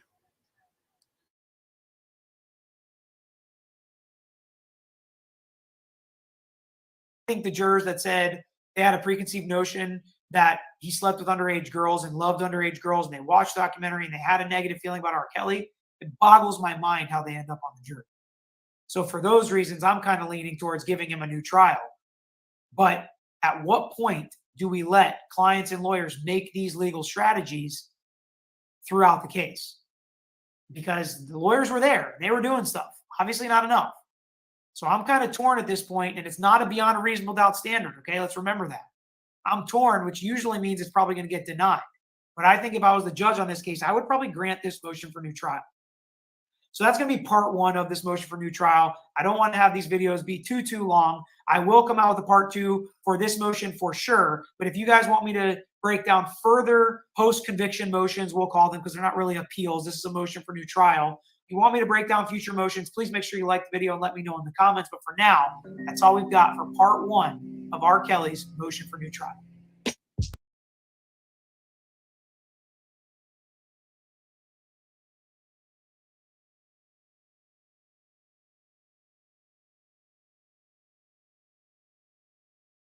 Guarantee of conflict.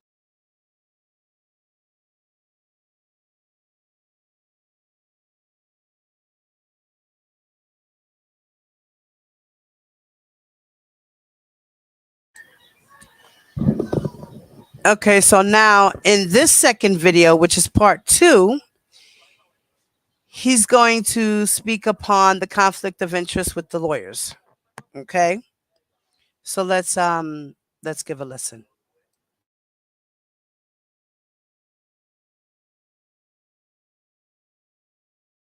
Of the case. So first, we start with a little bit of background. The defendant is entitled to a new trial where he was denied Sixth Amendment constitutional guarantee of conflict-free counsel. Mere weeks before the commencement of the trial, it was discovered that one of defendant's attorneys, Ms. Becker, may be suffering from a conflict of interest because of her prior representation of the government's key witness, Jane. And just mere weeks before trial, they actually had a hearing on this where the judge ended up allowing her to continue as R. Kelly's lawyer. We'll talk about why later.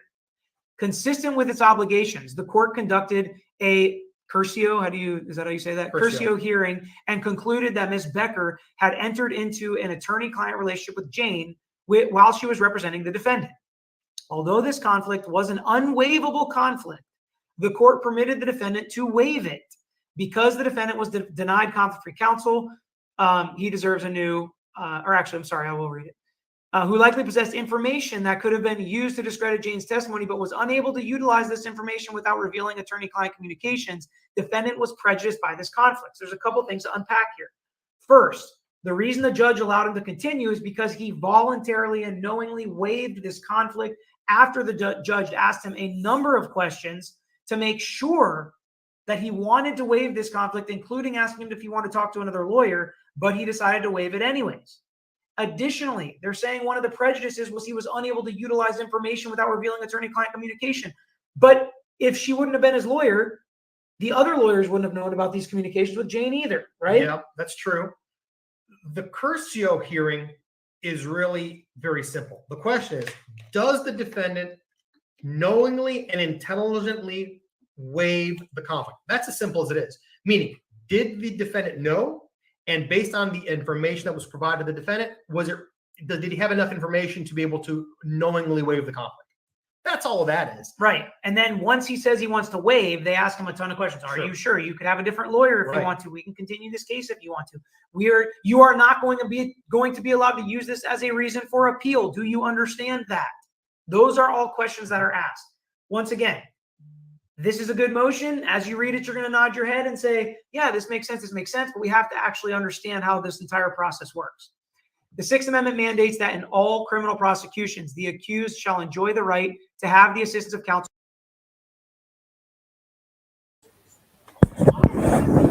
You see, even he said it. He knew, he saw about the Curcio. The judge specifically asked him 1,000,000 times. I'm exaggerating. The judge asked him 1,000,000 times, are you sure? Are you sure? Are you sure? Are you sure? Are you sure? Are you sure? Do you understand? Do you understand? Do you understand? Do you understand? Do you understand? He said, yes, Your Honor. Yes, Your Honor. Yes, Your Honor. Yes, Your Honor. Then she said, remember now, you cannot come back to say later on that this lady is an effective counsel because you waived this conflict. So you waived that. You waived it. You said, bye-bye conflict. There is no conflict. So you can't come back now and say it's ineffective counsel. That's not going to happen. Let's continue to listen.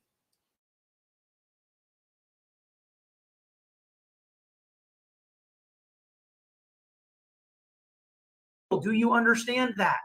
Those are all questions that are asked. Once again, this is a good motion. As you read it, you're going to nod your head and say, yeah, this makes sense. This makes sense. But we have to actually understand how this entire process works.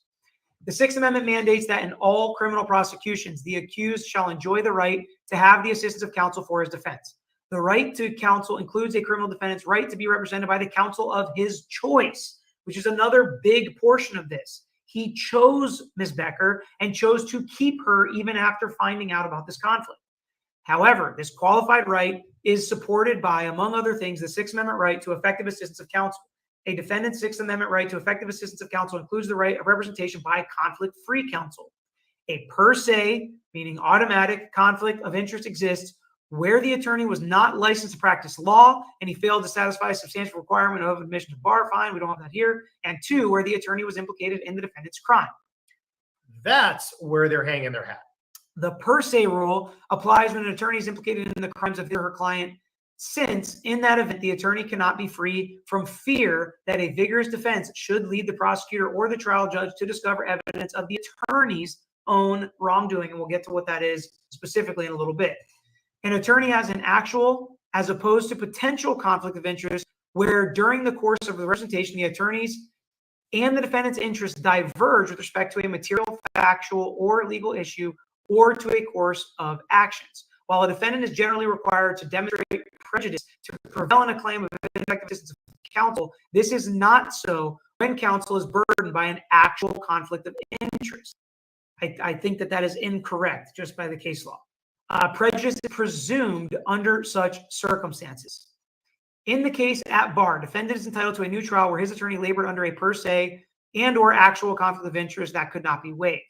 At the hearing, July 15th, 2021, just weeks before the trial, Jane's prior attorney, Ms. Rodriguez, this is interesting. Ms. Rodriguez disclosed to the court that she was previously retained by Jane and another potential government witness Savage. Rodriguez met defendant's attorney, Ms. Becker, in person at a bond hearing at the Dickerson Center in July of 2019. Ms. Rodriguez expressly told Ms. Becker that she represented Jane and Savage and instructing her not to contact Jane. Ms. Rodriguez provided a text message to the court that showed that she, Rodriguez, texted Ms. Becker stating, "I don't want the lines blurred regarding our role, and I think that they are already blurred." That's bad for Ms. Becker. "Please do not contact them at all without my knowledge." Rodriguez told the court that she later learned that Ms. Becker had been contacting Jane and Savage. According to Rodriguez, Jane suggested that she was getting advice from Becker in connection with how to handle the media. Rodriguez declined to divulge further information about her conversation with Jane, since in fact they are protected by attorney-client privilege, but stated that her representation formally ended when she received instructions signed by Jane telling her to provide her attorney file to her new attorney. So why don't you talk a little bit about what that looks like when you switch lawyers and you get their file? What does that mean, and what has already happened by the time that occurs? Right. What basically happens is if you are allowed to change lawyers whenever you want, you're not obligated to keep anybody. The key, though, is once the lawyer that is currently representing is notified about replacement, they provide whatever materials they have that are case relevant and send them over to the new lawyer. Because at that point, you still, as the old lawyer, have an obligation to that client for confidentiality and other things. But at the same time, your obligations to the client going forward are done. Right. And that really can't happen until you've actually hired that other person. Ms. Becker confirmed that she had communications with Jane. The government also confirmed that Jane had told prosecutors that she had a lengthy meeting with Ms. Becker in August of 2019. The government revealed that in their conversation with Jane, Jane revealed information to the government that she received from Ms. Becker that the government viewed as adverse to the defendant. So Jane, the victim, told the government things that were bad for the defendant, R. Kelly, that she learned from Becker, this lawyer that they both had. Which I think implicates the prosecutors, but we'll talk about that. After considering statements made by Ms. Rodriguez, the court noted that Ms. Rodriguez stated Ms. Becker had given her clients legal advice that conflicted with the advice that Rodriguez had given her client, meaning Becker telling her something different than Rodriguez, probably because Becker also represents R. Kelly. This court seemingly concluded that Becker had formed an attorney-client relationship with Jane while she was representing the defendant, evidenced not only by Ms. Rodriguez's statements, but by the fact that Jane instructed Rodriguez to send her file to Ms. Becker. As we said, usually that means you've hired the other lawyer. The government further pointed out that Ms. Becker might suffer from a so-called Fulton conflict, which arises when a lawyer is accused of misconduct. And again, accused of misconduct doesn't necessarily mean it's true, whether true or not. In those scenarios, the lawyer may violate his or her duty of loyalty to her client by prioritizing her own interest in defending herself against accusations of misconduct. Why don't you explain that? All right. Fulton, the case basically says that, and I'll show you a little bit of background. A lawyer was apparently involved in some heroin smuggling ring and represented a defendant who was also part of the heroin smuggling ring. And the court made a determination that that lawyer had an inherent conflict because if you're implicated in a crime, you can't, give good advice to your client because you're always trying to protect yourself. That's what they're saying. So the key is, if in fact there was a perceived conflict that Becker had, she at that point places herself in a position where she's protecting herself and can't, give all of her attention to R. Kelly. All right. Let's see here. This court acknowledged that Becker did suffer from a conflict. Like I said, everybody seems to agree there was a conflict, but that it amounted to a conflict that could be waived and mitigated by ensuring that Becker did not conduct the cross-examination of Jane. Yeah, that would be bad. Yeah. This court afforded the defendant the opportunity to consult with a third-party lawyer and admonished him before accepting his waiver of conflict-free counsel. Why don't you talk about whether or not you think that I forgot about that other conflict, guys. The other conflict, which was the misconduct, had to be, remember, she was part of Richard Arline's indictment. Remember, with the whole thing and the phone call and the conversation and how they were going to bribe Azriel $500,000 to shut up. And Dr. Rice was part of that and all of that. Remember? I forgot about that, guys.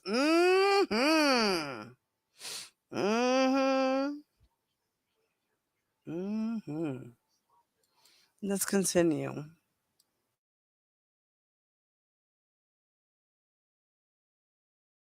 fact of not letting her conduct cross-examination was actually enough of a protection? I don't think it is. And the reason I don't think it is because if the court has made a determination that there's a conflict, by not just simply not. That would be bad. Yeah. This court afforded the defendant the opportunity to consult with a third-party lawyer and admonished him before accepting his waiver of conflict-free counsel.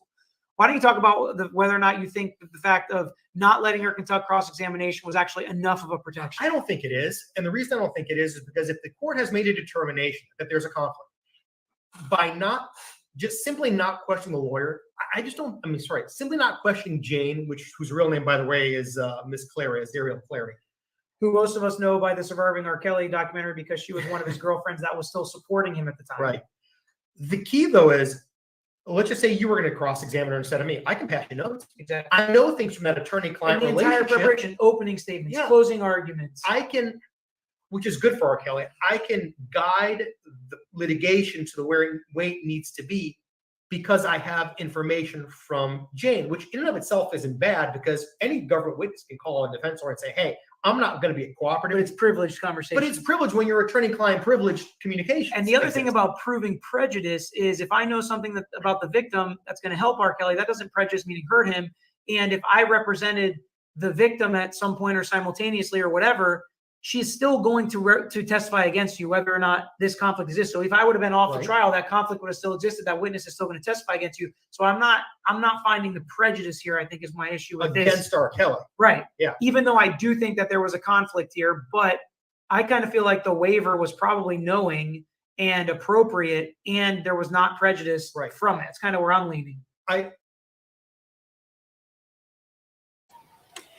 You see how he's saying it's not prejudice? It was not prejudice what the judge did because she gave him the opportunity to get rid of her. She gave him the opportunity. She said, this is your right. This is your counsel. You paid for these people. You have all these other lawyers. Are you sure you want to keep her? Because this lady could later cause you a problem. Do you understand that? Yes, I do. Yes, I do. I do, Your Honor. Yes, Your Honor. And like they said, if this is them trying to do a strategy, it's not going to work. It's not going to work. It's not. But Bojo got to do what she got to do, right, to work for her client. So she's got to throw whatever out there to see if anything will stick or something will work. Or she could just give the effort and say she tried. She did all she could. But there really is nothing that she could do for him. Womp womp. You know.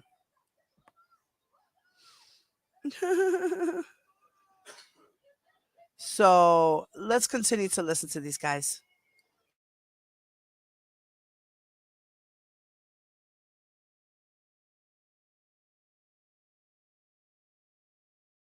So I'm not finding the prejudice here, I think, is my issue with this. Against R. Kelly. Right. Yeah. Even though I do think that there was a conflict here, but I kind of feel like the waiver was probably knowing and appropriate, and there was not prejudice from it. It's kind of where I'm leaning. I flip-flopped on this. When I heard the facts, I guess as a lawyer, it kind of freaked me out because I don't think I'd ever want to be in this position. You should never do this. This is bad. This is really bad. But the truth is, whoever is being hurt is not R. Kelly. It's Jane. She's the one whose information is being used in order to further R. Kelly's position.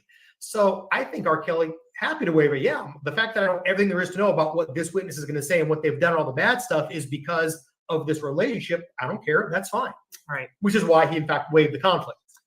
Defendant is entitled to a new trial where his attorney, Ms. Becker, labored under a per se or actual conflict of interest could not be waived. First, as the government pointed out, Ms. Becker seemingly suffered from a Fulton conflict, a per se conflict, where there is no question that by communicating about the case with the government's key witness, notwithstanding the fact that the witness had her own counsel and did not consent to the communications, she opened herself up to accusations of misconduct, meaning the misconduct of Becker was that as a lawyer, you're not allowed to give advice and basically work for a client when you know they already have a lawyer, and that's what they're accusing her as far as the Let me take you one step further. And it sounds like Becker may have provided information to Jane that was privileged communication, her and R. Kelly. Exactly. So violating R. Kelly's attorney-client privilege.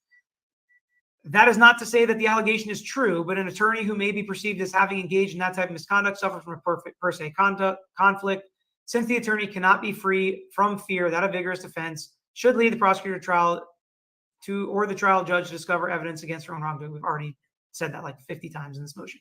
All right. Second, when Ms. Becker formed an attorney-client relationship with Jane, her interests diverged from the defendant because she also owed a duty of loyalty to Jane, the government's key witness. Ms. Becker was placed under inconsistent duties because of her representation of the defendant and Jane, an adverse witness. Prejudice must be presumed where Ms. Becker had at least one extended conversation with Jane about her relationship with the defendant and may have obtained privileged information from the file that Jane's prior attorney sent to Becker at Jane's request. However, Becker was prohibited by the attorney-client privilege from disclosing any information she may have received from the conversation with Jane or from her prior attorney's file, even if that information would have been beneficial to the defendant's defense. Similarly, as the government suggested, Jane may have obtained privileged information from Becker. So here's the issue.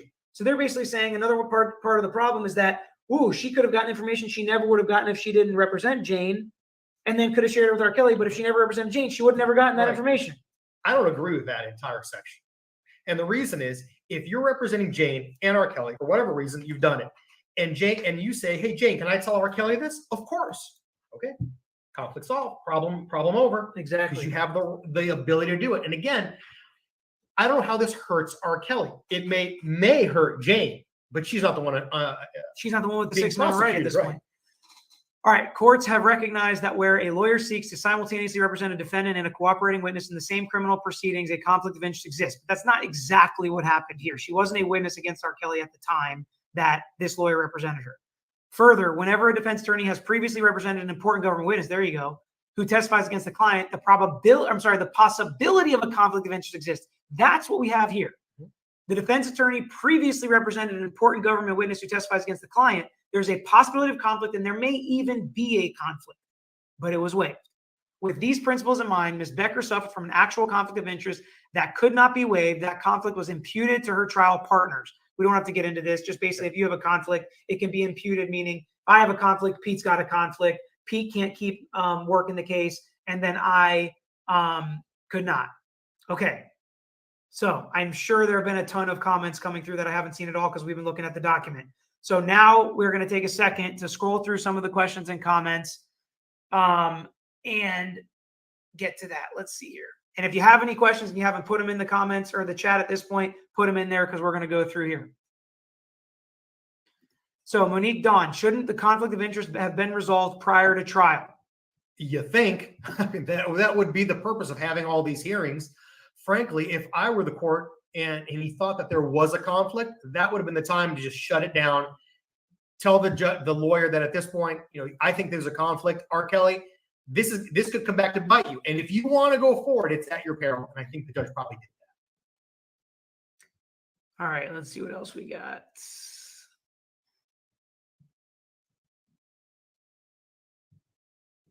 Yeah, Anthony talking about maybe if it was just one juror, but not so many jurors saying these negative things about R. Kelly. Yeah, I did a whole video on that, and I know Pete's got some thoughts on. Why don't you give your thoughts on kind of how crazy and horrible it is that those jurors were allowed on his jury? There is a concept. What's up, Smoke? Yeah, there's a concept of strategy, and the strategy basically says if it's a strategic decision for the lawyers, it's not.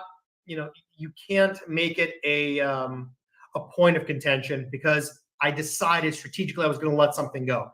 When you've got multiple people saying they have a bad perception of your client sitting on that jury, it's no longer strategy. It's just an absolute failure to get those people off that jury. I can't imagine why they wouldn't do this unless they think for some reason they're trying to set up an appeal. But let's be real. That's not where you want to win the case. You want to win at the trial, not at the appeal. Grant, the Jussie Smollett sentencing breakdown where I go through and watch and react to the entire judge's comments and sentence is dropping right after this, directly after.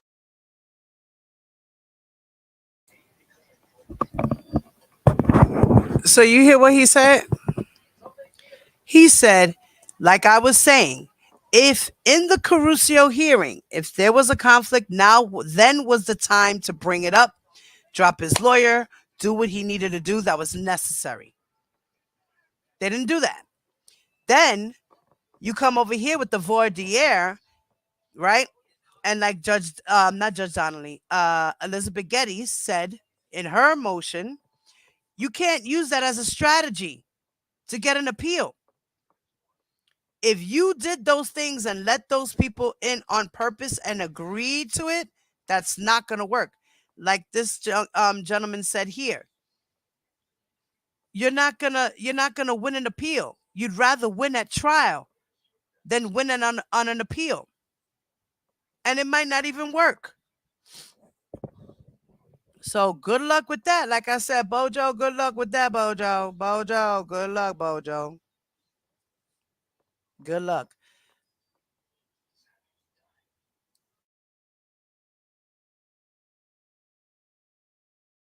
For this on our channel, so stick around and you'll see it. Yeah, thank you, Ms. Mans.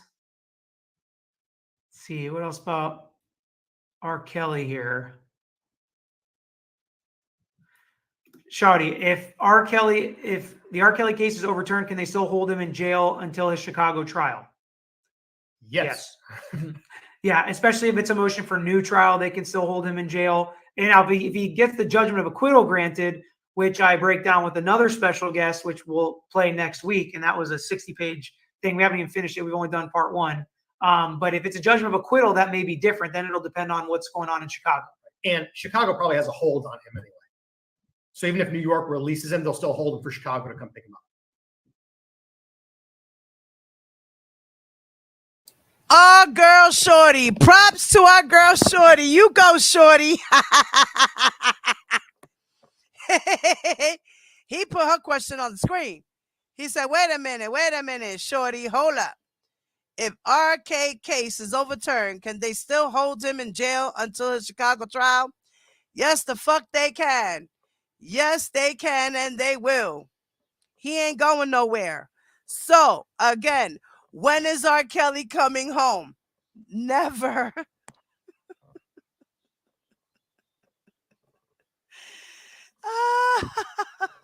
Shorty. Shout out to Shorty. She's been hitting them shits on point. You go, mamita. She's been hitting that shit. She went at Bojo. She made sure she made she asked a great question, and they sure did say that's a great question. Let's let them know. Okay? He's not going anywhere. Hello, he has another trial. He has a whole nother case to go. So, where is he going? Like he said, whatever stipulation they put in New York is going to be the same one for Chicago. He's not going nowhere. They have a hold on him. They have a hold on R. Kelly. So, he's not coming out for Easter. Okay. And he's not coming out May 4th. Okay. And he's not coming out in June. Okay. And he's not coming out in August because his trial starts in August. And I doubt he's going to win that case. So he's never coming out. Okay? Let me put it on pause and continue the video.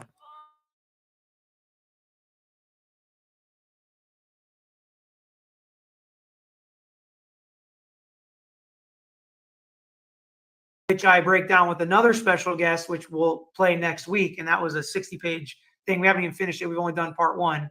But if it's a judgment of acquittal, that may be different. Then it'll depend on what's going on in Chicago. And Chicago probably has a hold on him anyway. So even if New York releases him, they'll still hold him for Chicago to come pick him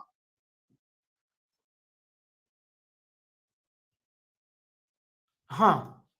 Beverly Alpha, I saw Reels is airing a documentary, R. Kelly, His Friends Speak, this Sunday night, in which they discuss his slew of sex crimes. Seems like Hollywood is making it tough for attorneys to do their job. That's what I'm saying. Like, we talked to Elizabeth Holmes, Ghislaine Maxwell had to deal with it, R. Kelly's having to deal with it. These Hollywood productions, they absolutely can have an effect on these criminal cases. Absolutely, because it affects the public's view, and that's who your jury is.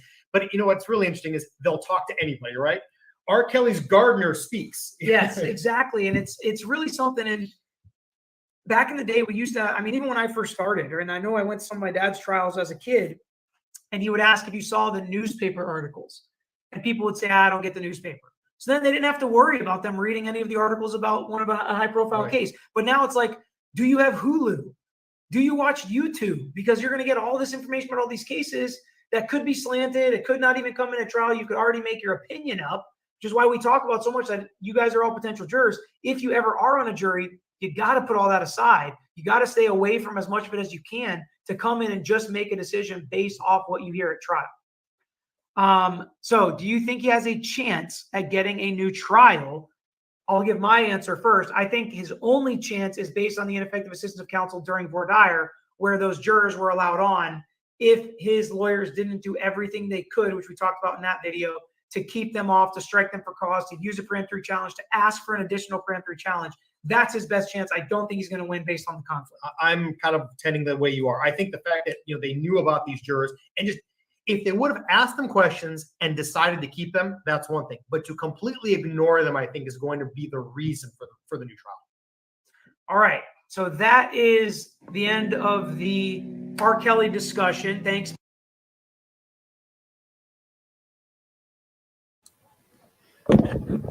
So you hear what he said?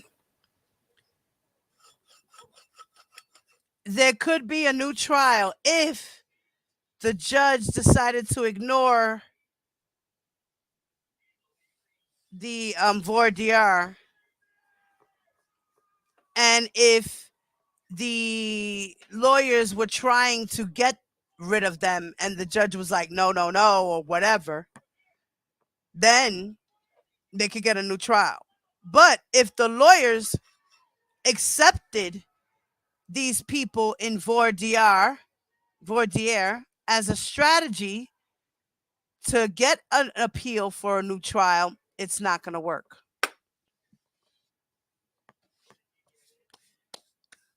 So they got to go back in and they need to dig deep into the voir dire process and what happened during the voir dire process, so that then they can figure out if there was efficient, effective counsel, if they did their job right or not. Hey, Killer. What's up, brother? Nice to see you. Yes, very nice to see you, Rob. So, yeah, so now let's get into the other document.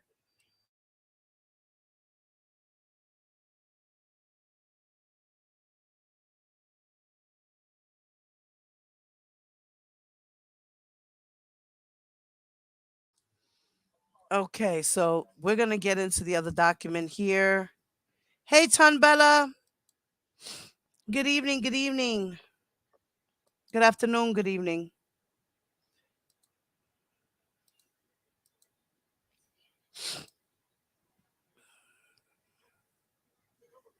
Okay.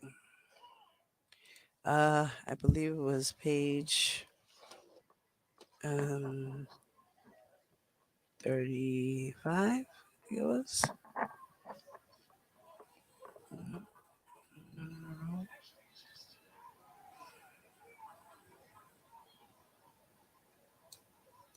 Okay, it was 46. Okay.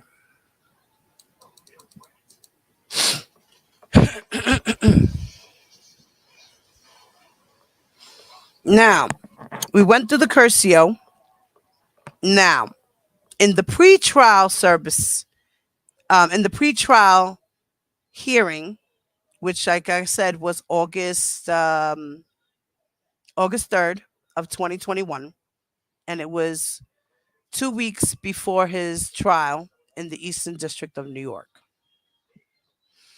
They had this hearing, and in this hearing, they spoke about the parents. Okay.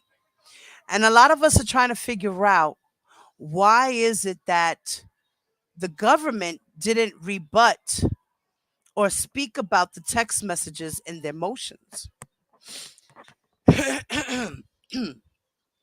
Now, I think that the reason being is because of what happened in the pretrial. The pretrial hearing, they brought up the parents. Now, Now this is the judge was speaking, right? Let me make sure. Okay. The judge now is speaking. Okay. Judge Donnelly in the hearing starts off to say, the next category of evidence, I don't think you all are too far apart on this one either.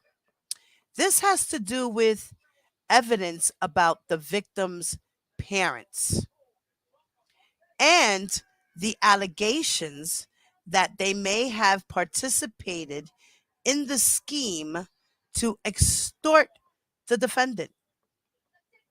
I don't understand that any of the parents are testifying.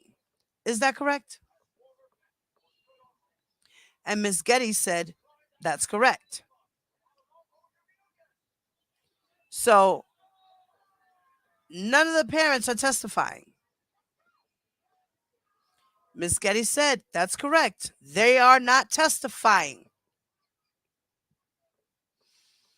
Then the judge says, so it's certainly appropriate if you know, with the good faith basis to question the witnesses whether the witnesses participated in such a scheme. That's certainly appropriate, but sort of a general question about what their parents did is really not. So, Judge Donnelly here is saying, if the witness participated in a scheme to extort R. Kelly, then there's a problem. But the general question about what the parents did is really not. It's not relevant to this case. She says, I mean, there is no direct evidence of it so. I don't know how the witness would know about it. There's no direct evidence proving that Azriel and Azriel's parents were in a scheme to extort R. Kelly. There's no evidence, no direct evidence saying to corroborate this allegation, right?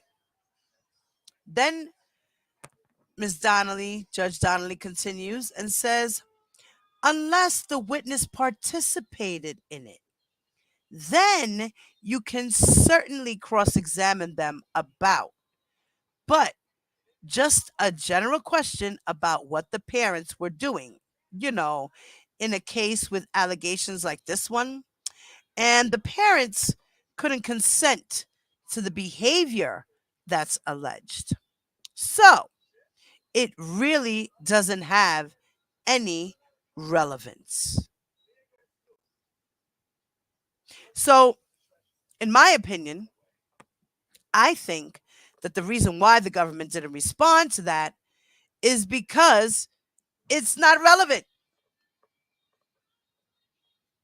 There's no need to put the parents in this case because the parents had nothing to do with anything. Period. The case is not about the parents and if they extorted money from R. Kelly or not. That's not the case. If he feels that way, then he should go and sue them civilly. I'm just saying. Right?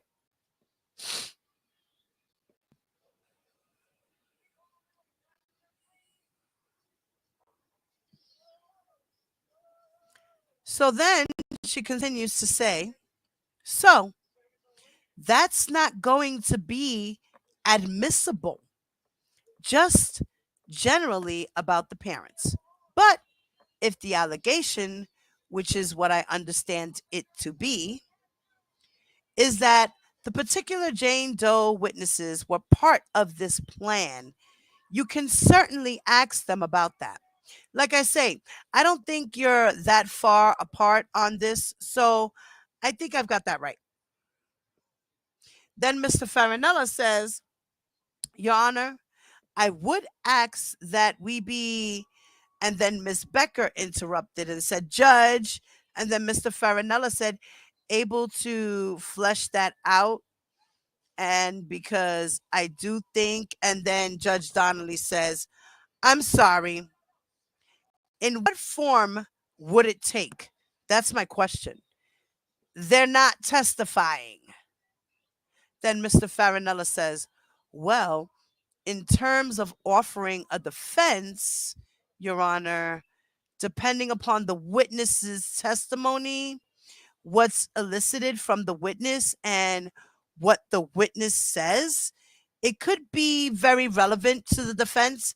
And if in fact the defense should have available to them the possibility of calling one or either of parents, if in fact there is information that testified to that, goes to the actual defense. I mean, the parents. Hold on 1 second, y'all.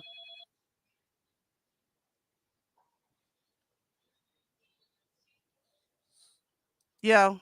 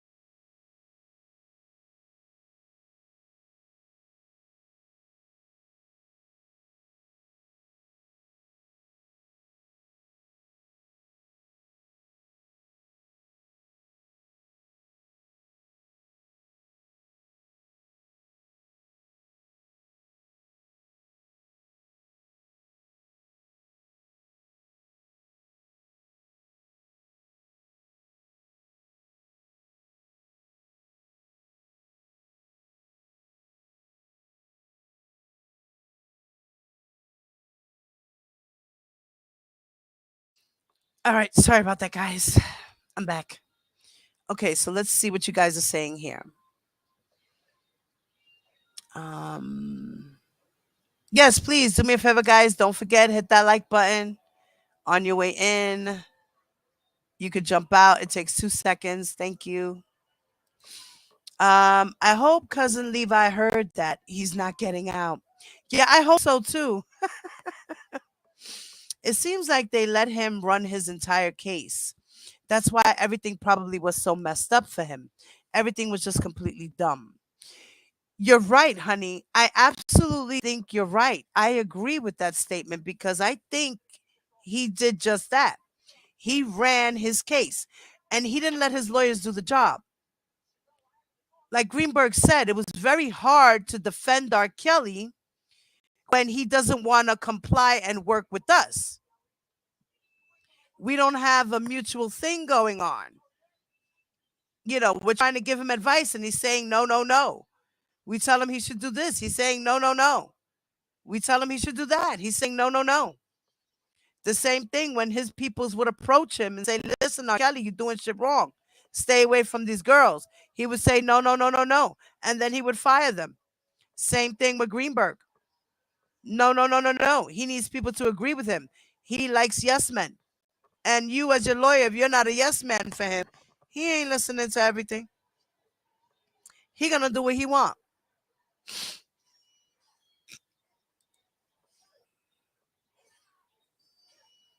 Okay. Keller said that's why the defense didn't bring it up at court. Exactly. Exactly. Cases about what RSK did. Yes. Hey, fat boy.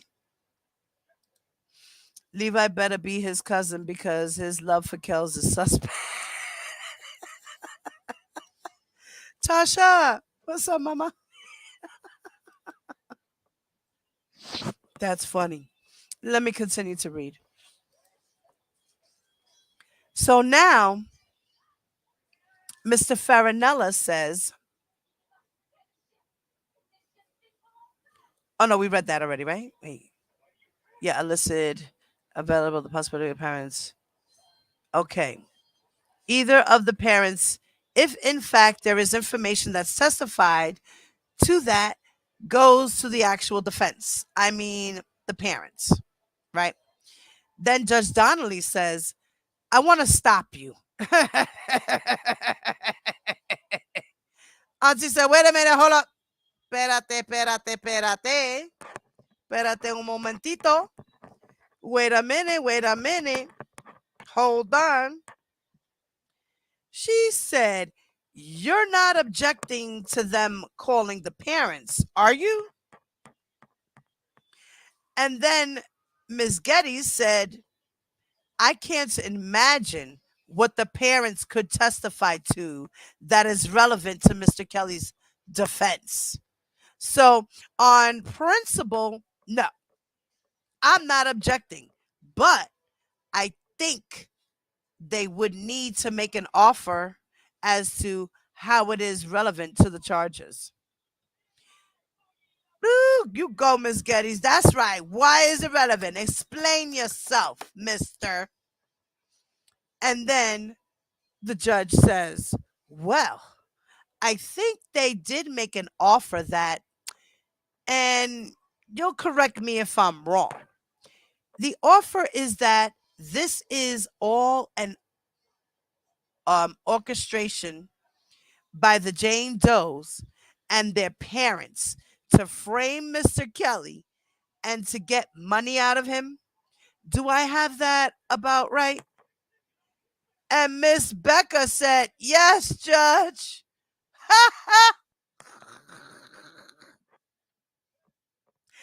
Mr. Farinella comes behind her and says, that's what the motion argues, Your Honor. The judge comes back. She said, well, I mean, Mr. Farinella interrupts her and says, or that's what the motion, yes, that was. The judge says, okay, perhaps you'll get a witness that will come and admit that in court. I don't know.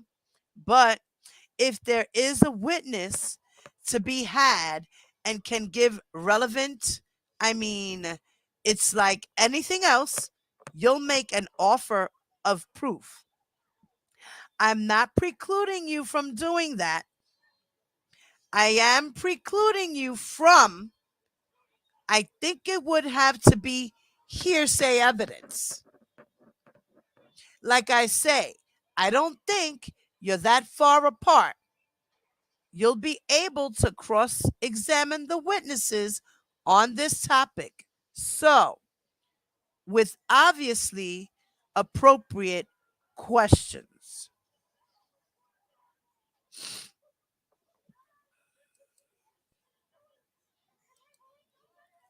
Okay.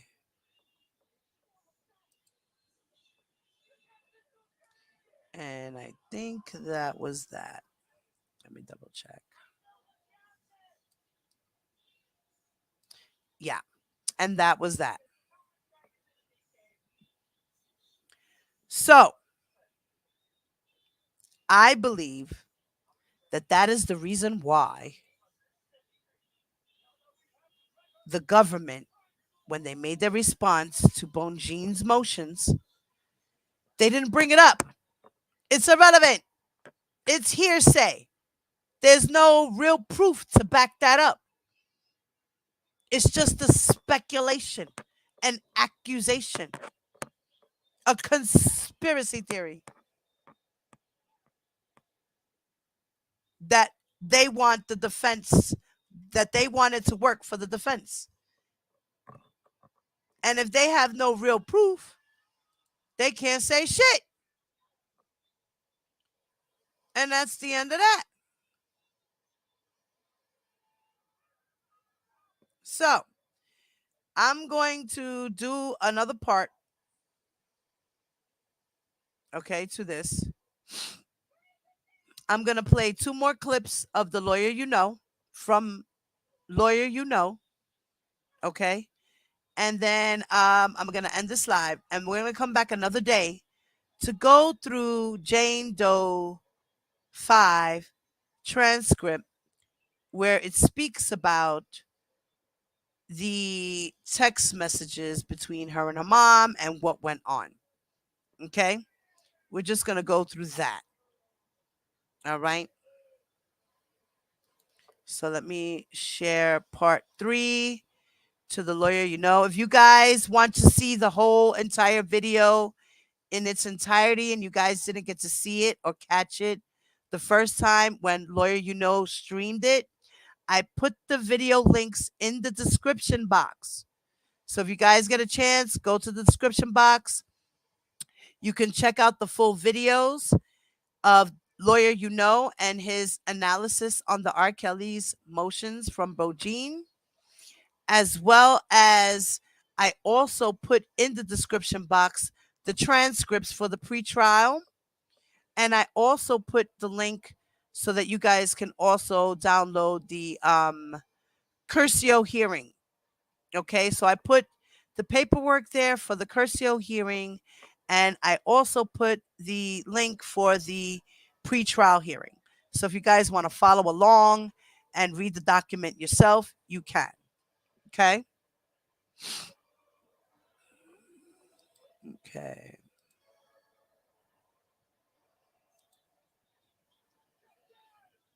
Okay, let me do this. What was that, part 2? Okay, we're going to do part 3. Sustain a conviction, the jury must have been able to find each of the. Okay. Making a decision, weighing the evidence to find somebody guilty or not guilty. In this case, you have to take a look at all the government's evidence only and find out no. Okay. All right. Now, this one is about the acquittal. Okay. This is part 3, and he talks about the acquittal.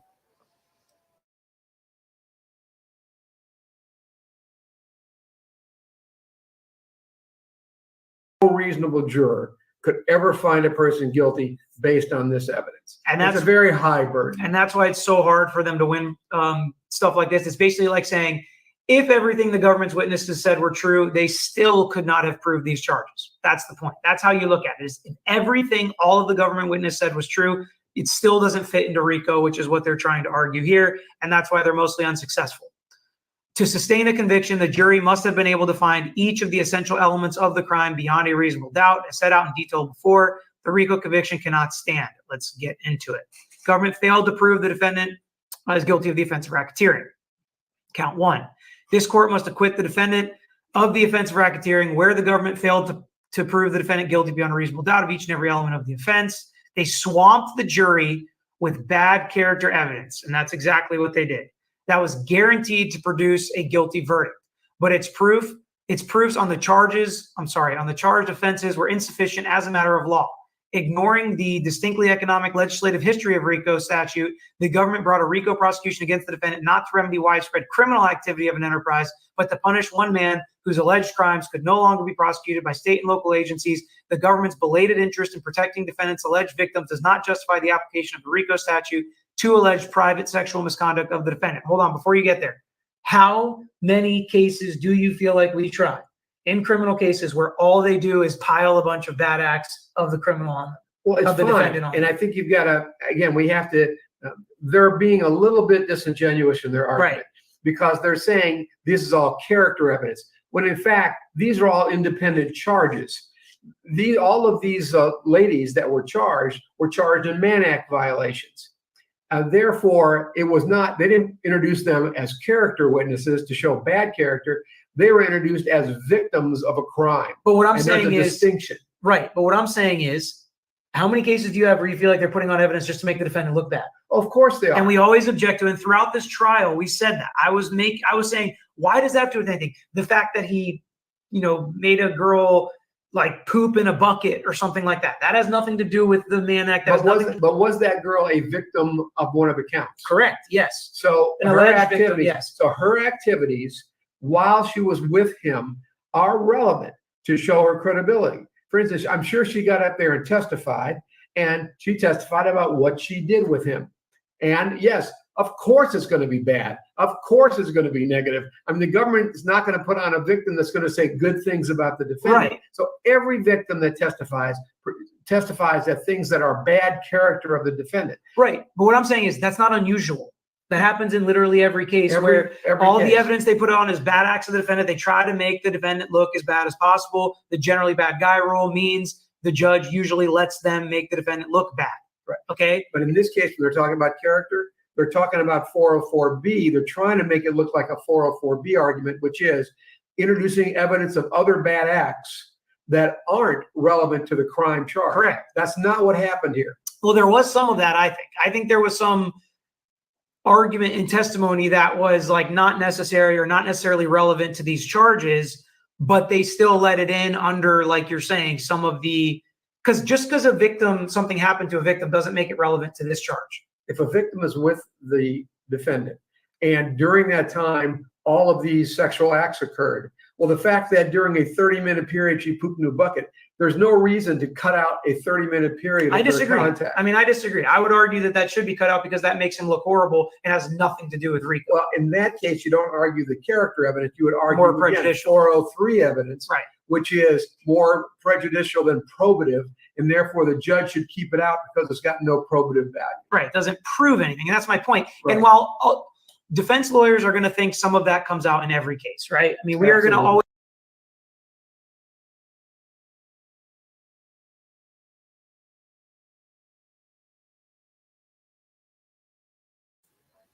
Okay, so what he's trying to say is, like, say for instance, you see how they use Haley Calhoun, right? Haley Calhoun was one of the girlfriends living with Azriel, right?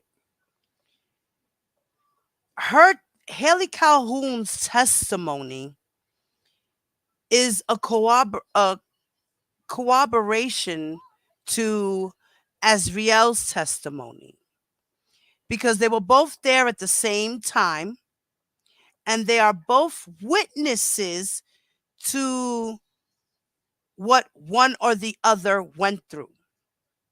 So what happened to one also happened to the other.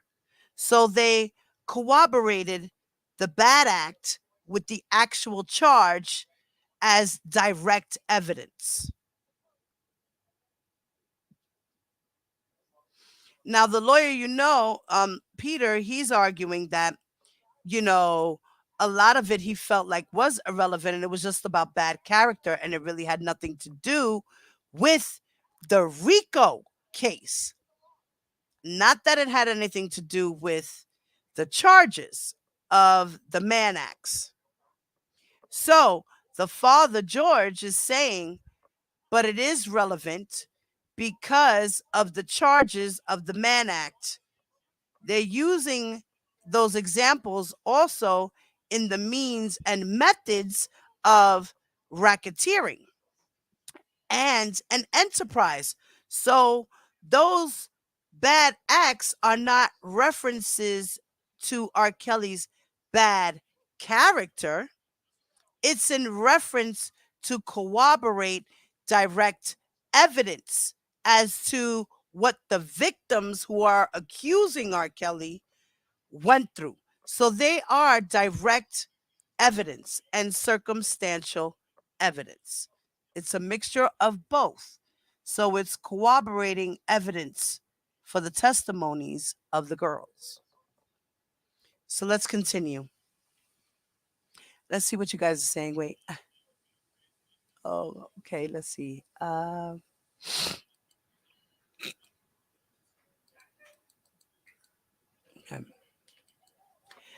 Fat Boy said, I hear the love in his voice when he say, I love that man. I'd be like, damn, bro, take that nigga out your mouth. Oh, my Lord. Well, since my dad, Robert, made another family on my mom, as we got older, we started calling him Slick Bob or the Slicker. I think I'm about to pass the name to R. Smelly. That boy, the love they have is strange. Suspect. I bet she did say yes. All of them are disgusting. She was involved with him. That's the word on these streets. Yeah, that was the word on the streets. That's hearsay, rumor, Granny, it's weird, like he's first or something. Shit wild out here. Levi probably be looking at Kels like Jada did Will last night.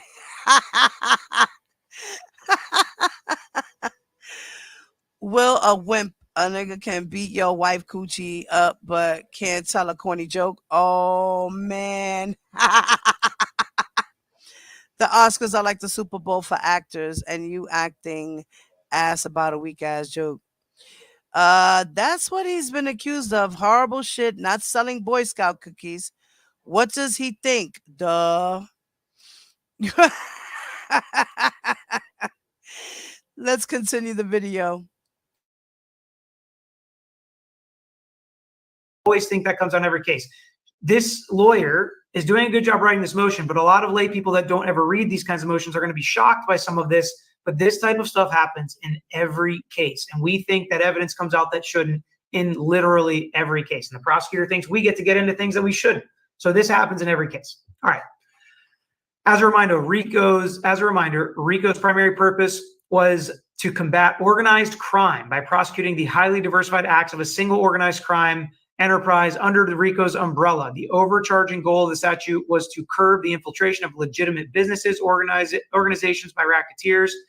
In the statement of finding and purposes accompanying the Rico statute, Congress declared the following. This means what was the intent of the Rico statute when Congress created it? And we talk a lot about rules on this show, about how they're created, what we do, how we make arguments, how we change certain words, what our point is. And whenever we make a rule, we think, what problem is it solving?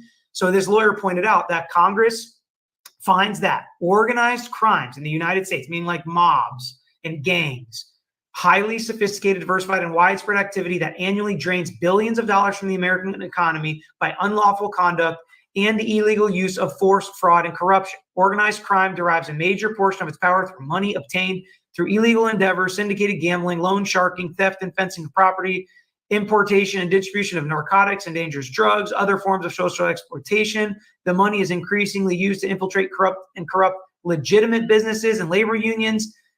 And then this just continues to talk about how it was focused on organized crimes. Okay, so Dad, why don't you tell us a little bit about, now you can jump into kind of what you think about Rico, save what other cases Rico's been used on, because I think that's very interesting. We'll talk about that at the end, where you can see other things that you'd be very surprised to hear that this Rico statute has been applied to, but just your general thoughts on Rico. I know you said you've heard people lecture on it. Well, yes, and I have heard the guy who wrote it, Professor Blakey from University of Notre Dame. When I was with the Department of Justice, he would teach us a class on Rico. And he has been used in appellate arguments on other cases, because he will tell you Rico was designed for organized crime activity. Rico was written specifically because they weren't able to get the bosses of the 5 crime families in New York, and they needed to figure out a way to get up to them, and because they were so insulated. So he designed Rico. If you go to countries like Switzerland, and I've been to Switzerland for the Department of Justice, they have no concept of Rico, and they're horrified by Rico, because Rico doesn't actually directly charge somebody with commission of a crime. It charges them as being a member of an organization that committed crimes. So they have no concept of what it's like in foreign countries or a European sense of justice. But we got it. We have it in the United States. It's rather unique. It was certainly unique when Blakey wrote it. And it has been used, and I said, Blakely will testify, and he has testified, and he has written law review articles on why it was written and how broad it's been interpreted. Okay, so the defense even contends that the government has used Rico in a wide variety of circumstances under this liberal construction, but it was not an invitation to apply Rico to new purposes that Congress never intended. The government clearly exceeded those limits in this case. To sustain a conviction of Rico, they must prove, prove that the defendant, 1, through the commission of 2 or more acts constituting a pattern of racketeering activity, 2, directly or indirectly invested in, maintained an interest in, or participated in an enterprise, 3, the activities of which affected interstate or foreign commerce. As set out below, the government offered insufficient proof of all the elements. They did not establish an enterprise. The government's case was doomed from the start when it failed to plead and prove an enterprise. Enterprise includes an individual, partnership, corporation, association, or other legal entity, and any union or group of individuals associated in fact, although not a legal entity. The United States Supreme Court has defined RICO enterprise as a group of persons associated together for a common purpose of engaging in a course of conduct. An enterprise is demonstrated by evidence of an ongoing organization, formal or informal, and by evidence that various associates function as a continuing unit. For an association of individuals to constitute an enterprise, the individuals must share a common purpose to engage in a particular fraudulent course of conduct and work together to achieve such purposes. The enterprise is neither the individual defendant nor the pattern of racketeering activity, rather an entity separate and apart from the pattern of activity in which engaged and must be alleged and proved separately. However, there must be a nexus between the enterprise and the racketeering activity that is being conducted. Furthermore, the RICO enterprise must have an ascertainable structure separate and distinct from the pattern of racketeering activities. Finally, purposes, the person, for 1962C purposes, the person charged with a RICO violation and the alleged enterprise must be separate and distinct from one another. This requirement flows from the statutory mandate that a person who engaged must be employed by or associated with. So talk a little bit about how this could or couldn't be an enterprise. R. Kelly's ring of sexual behavior where he had people reaching out to girls, giving them money, setting up, flying here and there, staying in his houses, had the sexual activity going on, some of them being minors.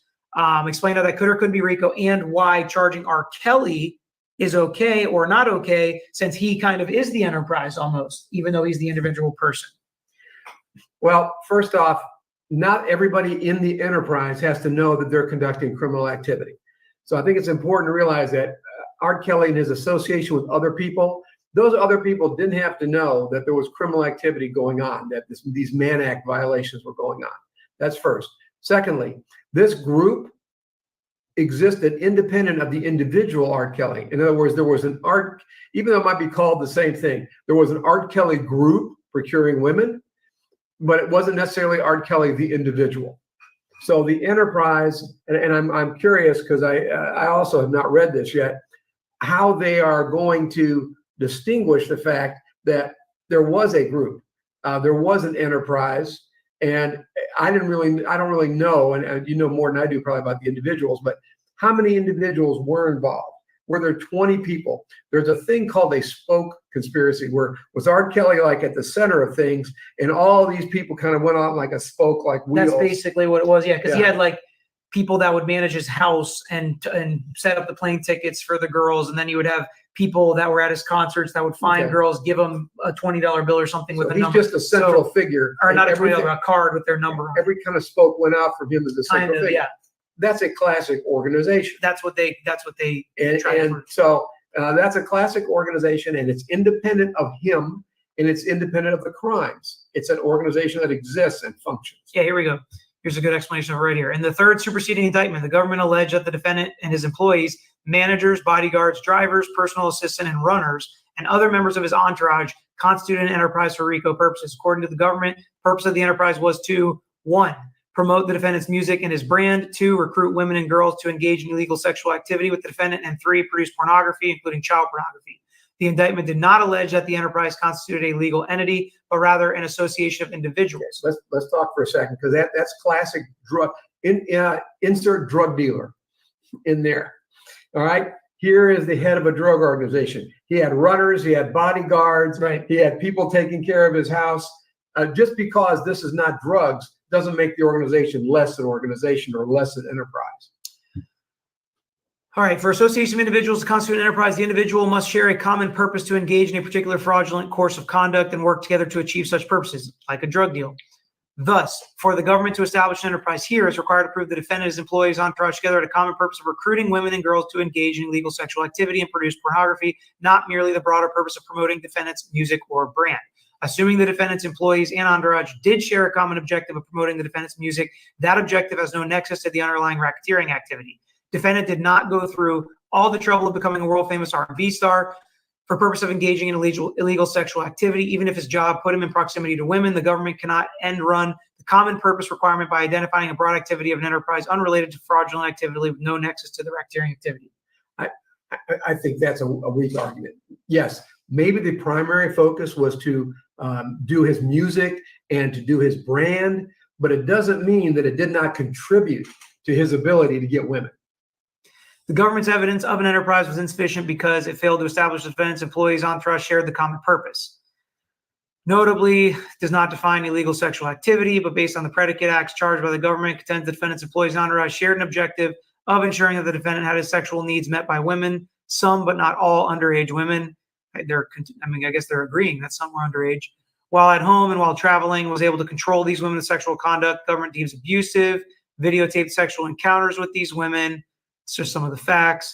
Conceitedly, the government offered evidence that the defendant's various employees carried out some tasks related to connecting the defendant to women with whom he had personal, even sexual relationships with, or women he was interested in having sexual relationship with.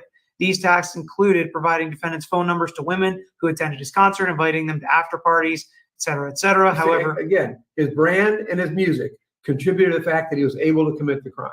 However, the record is devoid of evidence that the members of the enterprise acted with the common objective of ensuring that defendant engaged in illegal activity. So you said before they don't have to know that it's a criminal? They don't have to know it's a criminal act for part of the enterprise, to be part of the enterprise. How is it a common purpose then? If you go up, where you just said, defendant engaged in illegal sexual activity. So they knew that what they were doing was sexual activity. But not that that's why they highlighted the illegal point there. But they had to know that it was sexual activity. Yes, they knew it.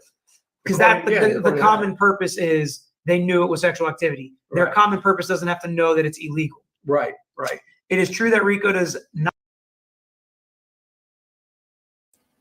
Interesting. So, the enterprise doesn't necessarily have to know that the activity was illegal. They just have to know that they're doing activity. And they know that the girls were young. They didn't know if they were illegal young or legal young. Except for the ones that saw IDs. Those are the ones who knew that the girls were illegal. So yeah, the enterprise did know and have a common purpose.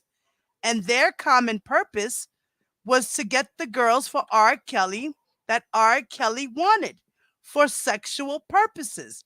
Every last one of those people in the enterprise knew that R. Kelly was using these girls for sex. They don't know what happened behind the bedrooms, but they know that they were having sex. A lot of them didn't know how old these girls were because they didn't see their IDs. They didn't ask them how old they were. They were just doing their job. They don't have to be doing or knowing that they're committing criminal activity. They just got to be doing it. Be complicit. In agreement with it. Feeding him. Let's continue.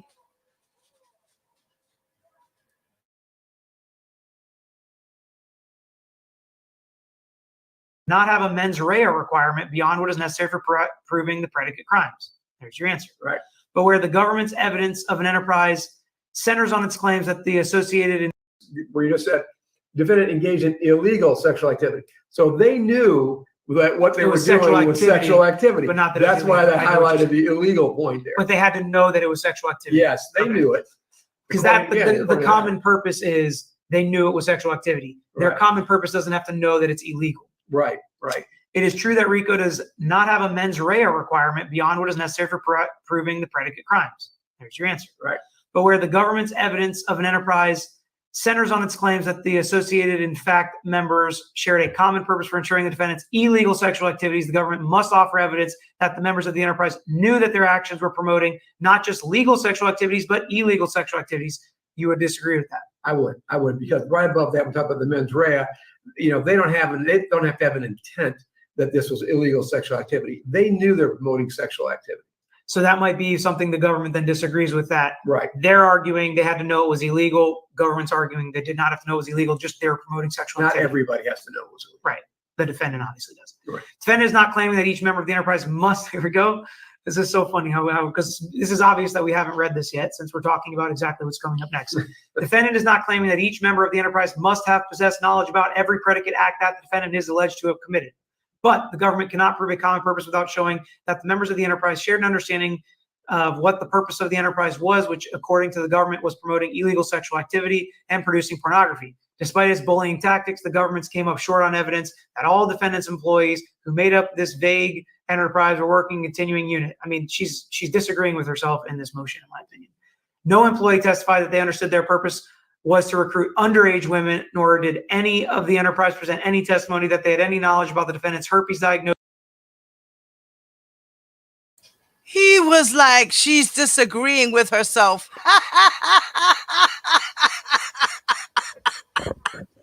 Hey, information man. What's up, puppy? What's up, Karen J? Isn't that funny? Karen, you right. Yo, I saw some of this live. I believe I was in some of this live. Girl, that was the funniest. They was tearing up the cave for real. They was like, listen, we got to be real here. We're lawyers. This is our job. Like, we ain't playing around. We're not trying to give you what you want to hear. We're trying to teach. We're trying to give you guys an understanding in true form of what it is. So that was that had me rolling when they was like all over the place in there. Oh, and then they started fighting with me, calling me all types of names. There was one dude in there that couldn't handle me. Oh, well, whatever. Let's continue. That's another part of it, that he was knowingly giving these people herpes. That he practiced unsafe sex or videotaped his sexual experiences. The government can point to no evidence that any employee possessed specific information about precisely what transpired in defendant's bedroom once he was alone with the female guests, even if they knew he expected his guests to follow strict, even controlling rules and possess recording devices like iPads and iPhones. It does not follow that the members of the enterprise shared a goal of promoting illegal activity. We've been over that. All right, enterprise distinct from racketeering activities. To the extent the government argues that its evidence showed that the members of the enterprise shared a common purpose, had knowledge of promoting the defense of illegal sexual conduct, the government failed to demonstrate that the purpose of the enterprise was distinct from the racketeering activities. Person enterprise rule. They have to prove that the defendant was distinct from the enterprise, clearly envisions that the person and the enterprise will be distinct. The requirement focuses on the culpable party, and recognizes that the enterprise itself is often passive, instrument, or victim of racketeering activity. Supreme Court has held that the Rico defendant must have participated in the conduct of the enterprise's affairs, not just his own affairs. Government cannot plead its way around the distinctness requirement. The defendant's inner circle and introduce a series of headshots of the defendant's former employees as evidence of an enterprise. Because the government's Rico prosecution under this fact pattern is entirely unique, there is a dearth of factually analogous authority on the issue, meaning not a lot of it. Certain cases, they claim that through acts of extortion and mail fraud, the defendant coerced the victim to restructure loan agreements between Riverwoods and Westchester. Riverwoods purchased property. So they're just kind of going through what this case showed. They intended to dishonor the existing agreement. They engaged in extortive behavior. In the complaint, they alleged through a pattern of racketeering that Marine Midland and two of its loan officers participated in the affairs. The enterprise known as the Restructuring Group. And the Second Circuit reiterated that under the plain language of Rico, a person must conduct affairs other than the activities of Marine Midland. Both the allegations of the complaint and the proof, a lot here. This is just all legal. Yeah, this is just all legal arguments saying they have to be distinct. Let's get to where here we go. Applying the rules of the foregoing case, the government failed to prove an enterprise distinct from the defendant by alleging Rico enterprise that consists of the defendant and his own employees, agents carrying on his affairs, namely promoting his brand, his music, his sexual needs. The government fails to satisfy the distinctness requirement. Put differently, because the government alleged the defendant's employees associated together for no purpose other than to carry out the defendant's needs, including his illegal sexual activity, the employees did not form an enterprise distinct from the defendant. The defendant and the alleged enterprise were one and the same. What do you think about that? Well, let me give you some examples, and these are related to cases that I've tried, both the prosecutor and a defendant. A lot of these cases are legitimate corporations. For instance, a grocery store legitimate grocery store, owned 100%, not even a corporation, just 100% by one man. During his operation of the grocery store, he had employees, he had delivery people, he had all sorts of things going on. He was selling untaxed cigarettes, and the government indicted him for racketeering. The enterprise was a legitimate grocery store, owned 100% by the defendant. So, this argument really. So I guess it's like the brand versus the person almost. Yeah, this the brand argument's and gonna the be, sexual ring versus the person, like the grocery store versus the owner of the grocery store. right. So basically, R. Kelly is the owner of the enterprise, is what the government's going to argue. And this is, maybe a good argument. The problem that they're going to have is that the court, when looking at this argument, has to look at the argument in the way that the most favorable to the government's evidence. And therefore, he's not weighing the evidence of, is this a good or bad enterprise? The government presented an enterprise, and that enterprise did commit acts through the defendant, R. Kelly. I actually think that's a good argument. I think that's a good argument for the defendant in this case, the distinctness, because I could see how it's not distinct and it's just kind of one and the same, which is why it was hard for me to wrap my mind around why they would use racketeering for this. I still think it's weird. I still don't necessarily think it's good and something that should be a good precedent center that they can use racketeering for this. Now, human trafficking and things like that, absolutely. Yes, I agree with you. This racketeering wasn't made for this. Correct. They did this in order to hammer him. Right. Exactly. But the case law, which I'm sure is what these court relied on when the court denied these. I'm sure they made these motions. Exactly. In the court denied on is the fact that although it maybe have been written for one particular purpose, you've got to take a look at the way it's written, the way Congress passed it.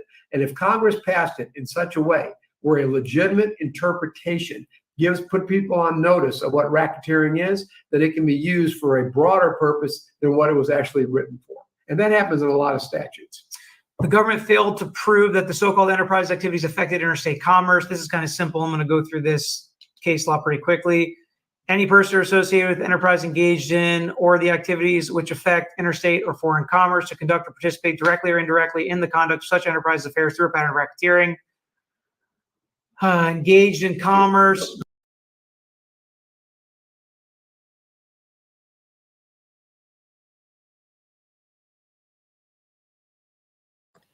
So even though it's not ethical, I guess what they're trying to say, or logical, shall I say, to use the racketeering in this such case, but being on certain case laws that they used that go with the racketeering is the reason why they put this charge together, because of certain case laws.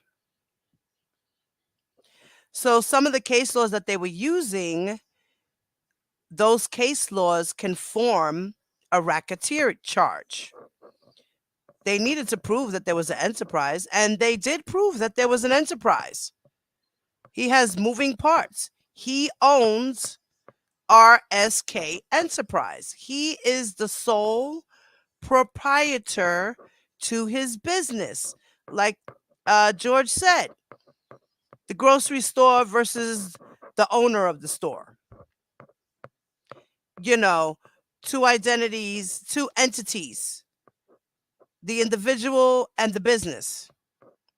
R. Kelly is the individual. Robert Sylvester Kelly is the individual, and R. Kelly is the brand. So, yeah, he is an enterprise. That's what makes up an enterprise. So, that's what it is. Yeah, they were mad at me too. She said, they said the lawyers were biased, but they weren't. No, they weren't. I mean, look at what he just said right here, right now. Like, this is one for the defense, because, it's the way they threw it all crazy and things like that. So, but George is saying, no, but according to case law, they did it right. It might seem weird to you, you know, because this is not a mafia. These are not gangs. You know, this is an individual, and they do racketeering to individuals. Like he made an example with the guy with the grocery store and the selling of the cigarettes and all that other stuff. Right? Right. Right. And they have nothing to gain from reviewing and giving an analysis of it. You're absolutely right, sis. Nothing. They have nothing to gain. Nothing. They're just doing their work, giving their honest opinion, loving what they do, and giving people information. That's it. That's all. But didn't they say Billy Bob Jean attached case law that wouldn't be a good defense for her client? Yes, they did mention that earlier, Karen. Yes, they did. We already went through the first two parts. This is actually part 3 to their little series that they have going on. I also put the links to their videos in the description box. So anybody that wants to see the video in its entireties, you can go subscribe, watch, give it a thumbs up. Please leave a comment in their video. You know, let them know what you think, what's your honest opinion, how you feel about the case. You know, yeah, they rock. I miss my girl, Miss Esquire. She's been so busy. She's a busy bee. God bless her. I miss her. But you know, we got our other people over here, lawyer, you know, and his loyalty, his team of lawyers, and they're covering the case as well. So that's kind of good, you know. We're up to date with the case, and I appreciate them for that. Thank you so much, Peter and George. Thank you, thank you, thank you. Thank you so much for your input, your information, your knowledge of the case, and helping us out over here in OCOV. All right, so I'm gonna stop sharing. All right, you guys want to check out the rest of the video? Like I said, I left the links to the video in the description box. I also gave you guys copies of the pretrial motion, as well as the pretrial hearing, as well as the Curcio hearing. So if you guys don't have that and you want a copy, you want to follow along and know what's going on with the case, instead of that hearsay, a lot of people are like, we can't believe it. Believe it. Okay, it's all there in black and white. That's what we go by, black and white. Okay, we don't go by all these other shenanigans and who's head chief and who did more rallies and who stands up harder in their toes for R. Kelly, who was there, who wasn't there. We ain't worried about none of that. We worried about what's going on in black and white. Okay. And what happens in the case, and everything else in between is just that. Everything in between. A lot of it is not relevant to the case. So all that stuff they be talking about over there, we ain't interested in none of that. No, we're not. No. It's just lies and cover-ups and conspiracy theories and all types of stuff.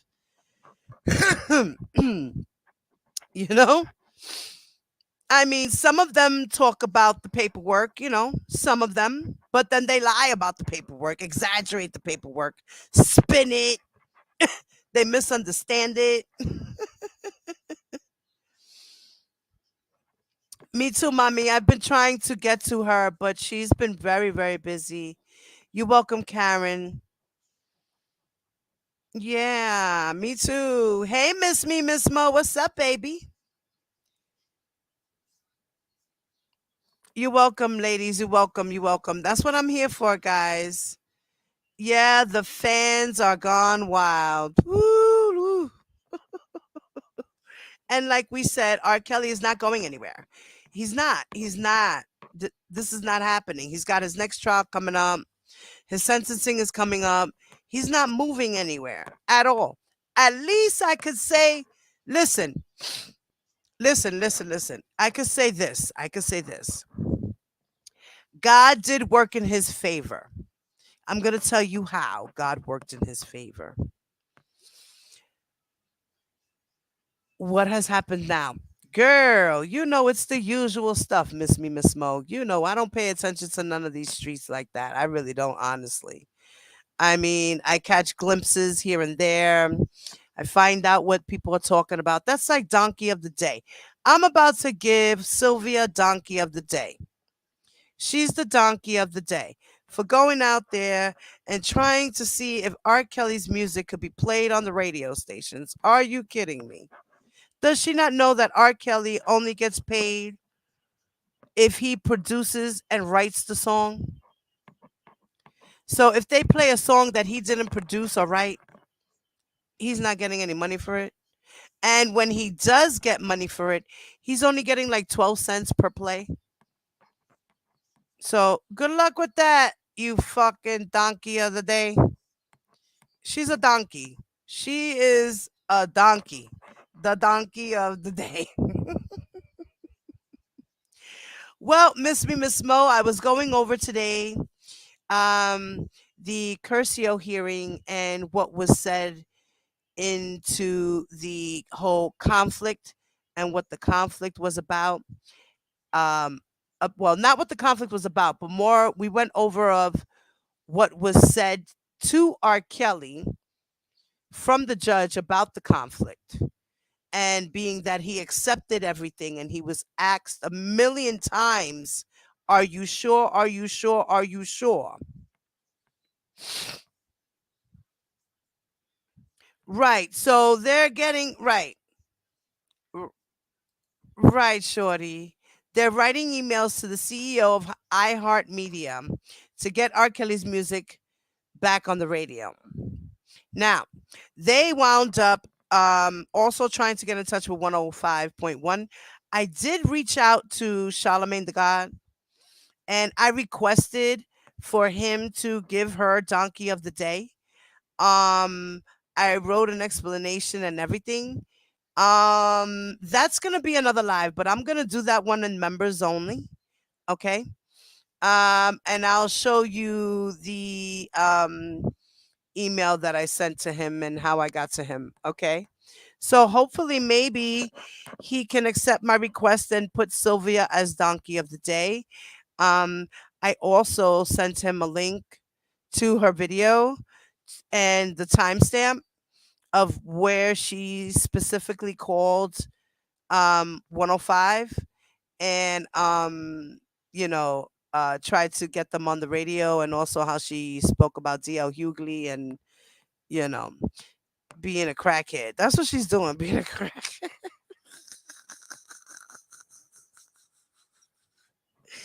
What is she doing? I cannot. Oh, Dios mío. Girl, listen. R. Kelly is done. Let's just, do your thing, mamita. Keep stepping in the name of love in your house if that's what you want to do. Okay? Okay. The whole world does not want to hear R. Kelly. Okay? Especially those songs that were written for the girls. Like we don't want to hear that. If they give him a little bit of airplay, okay, we could step in the name of love. We can believe we can fly. We can wish, I wish, I wish. Those songs, but whatever. That's you. Mhm.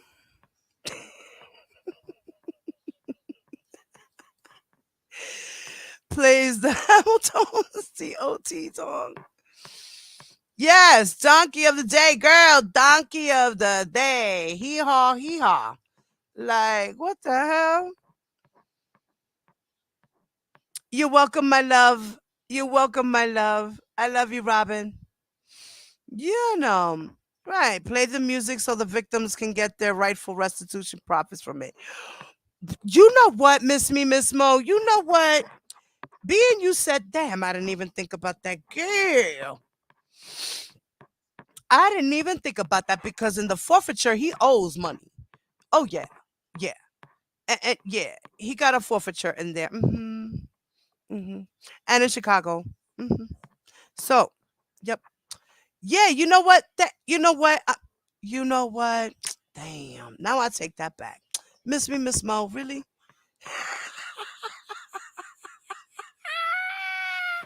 Thank you for shining the light on me. Okay. Okay. Thank you, baby. Because now, thank you, Sylvia. Good job. Good job, Sylvia. Good job, Sylvia. Miss me, Miss Mo. You know what? I'm about to drop the link for your ass. Come up here for a couple of minutes, girl, before I get off. Wait.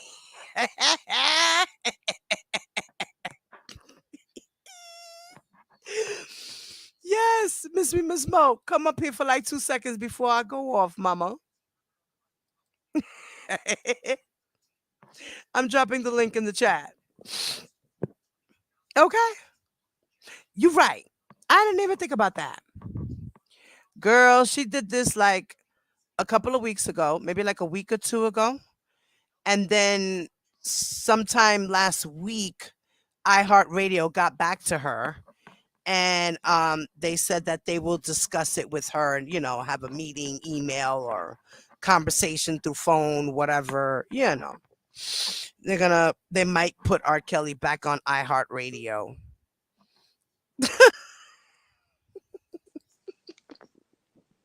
Hello. Hey, Diva. Hi, mama. Let me fix this. Let me fix how we're situated. Okay. Girl. That was a good point you made, mamita. You see, I was about to rag on her until you came. Oh no, I saved the day. Yes. You sure did. Because, what's she doing?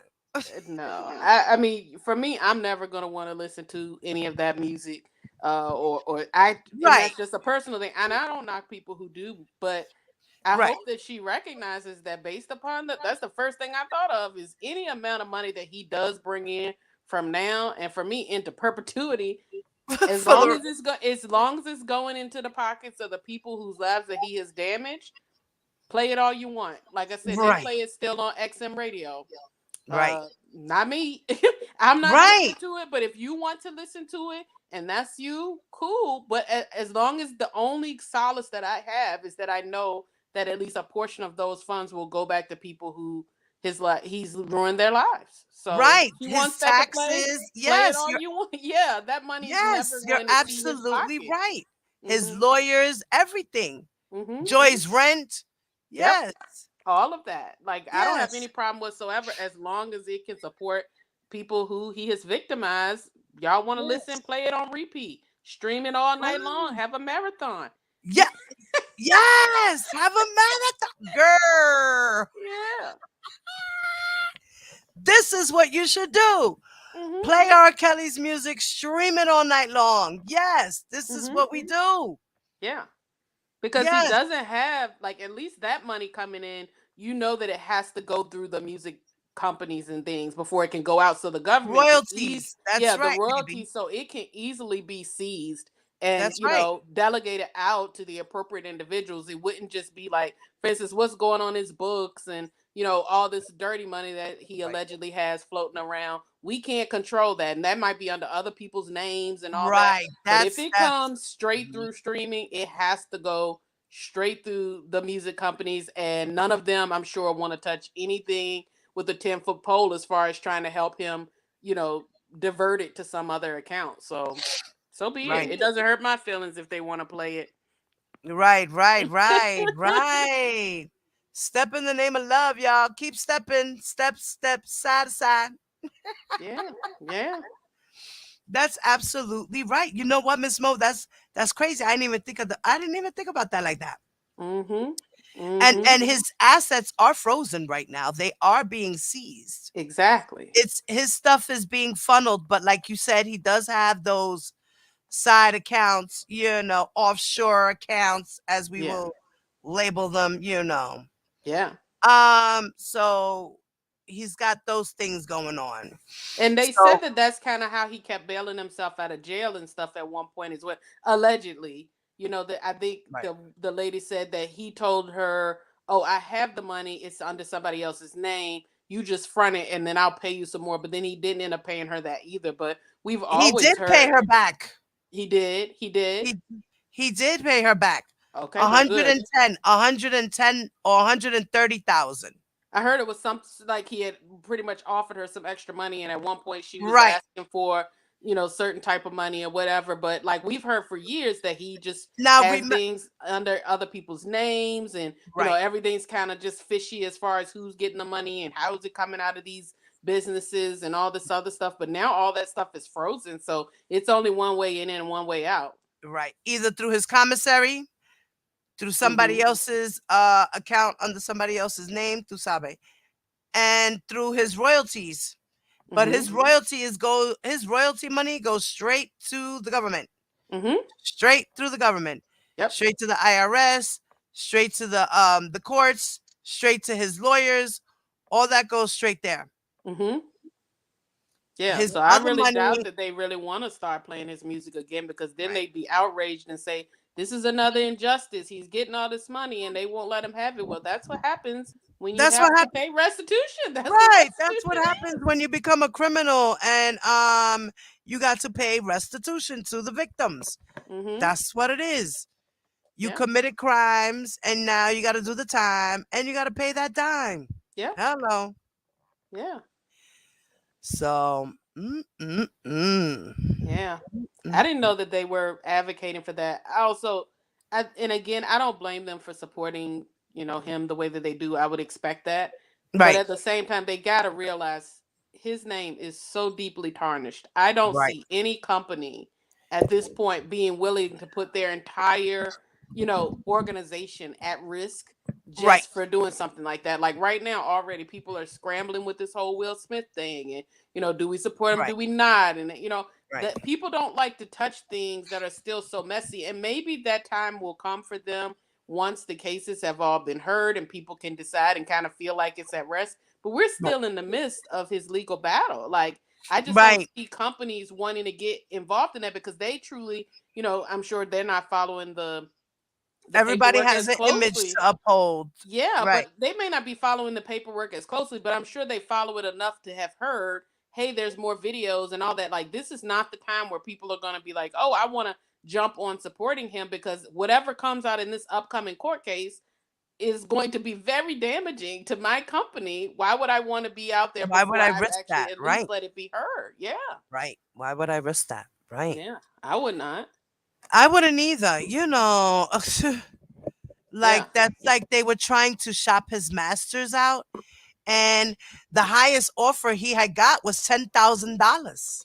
Yeah, because people know they can lowball their number, because who else is going to be going for it like that? Not to be paying top dollar. I'm sure in its heyday, that catalog would have been worth an incredible amount of money each song, much less, but right now with this going on, most people don't want to touch it. They're hoping that they can buy it for cheap and then resell it later on and get money on top of money, but they're not going to be giving millions of dollars for any of that music now, because it is so deeply tarnished.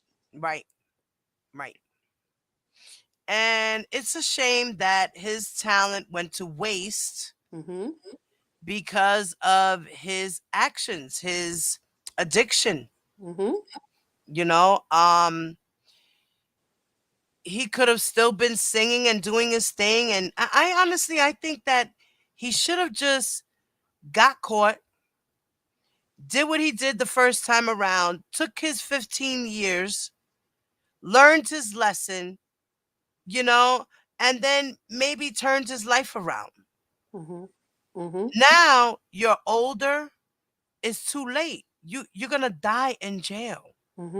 Literally. The minimum in New York is 10. The maximum is 90 years. Like, wow. He's gone. Wow. Even and you if know he what? gets And 20, people, he likes if he it. gets 20, he'll be 70 something, right? Yeah, he's not, as we say out in the country, he's not a spring chicken.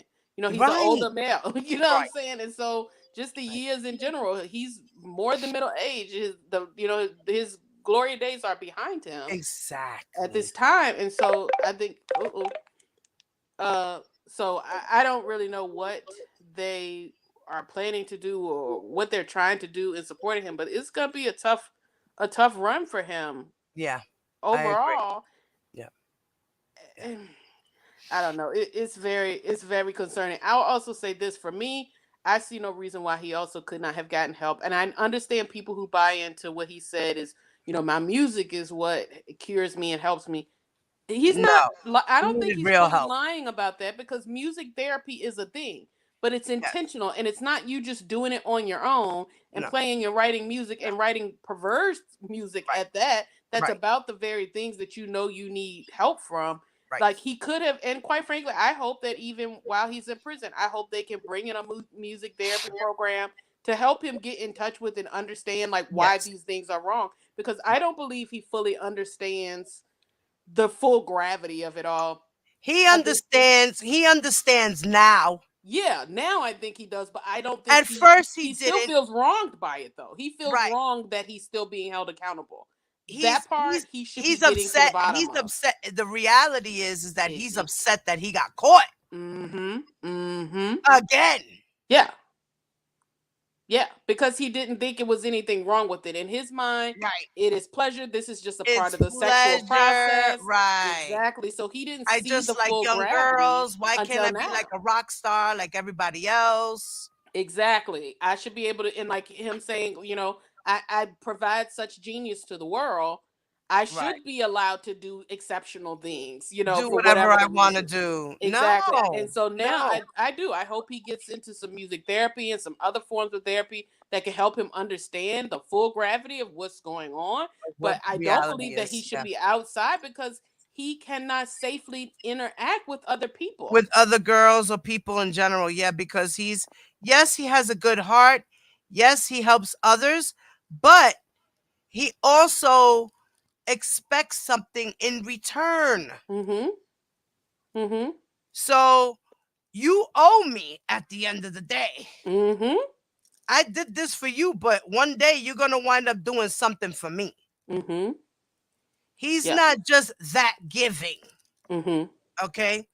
And as far as what he was doing for the girls and giving them money allowance and, getting them get their hair done, he had to do that to keep them there. Yeah. He had to do that to keep them there.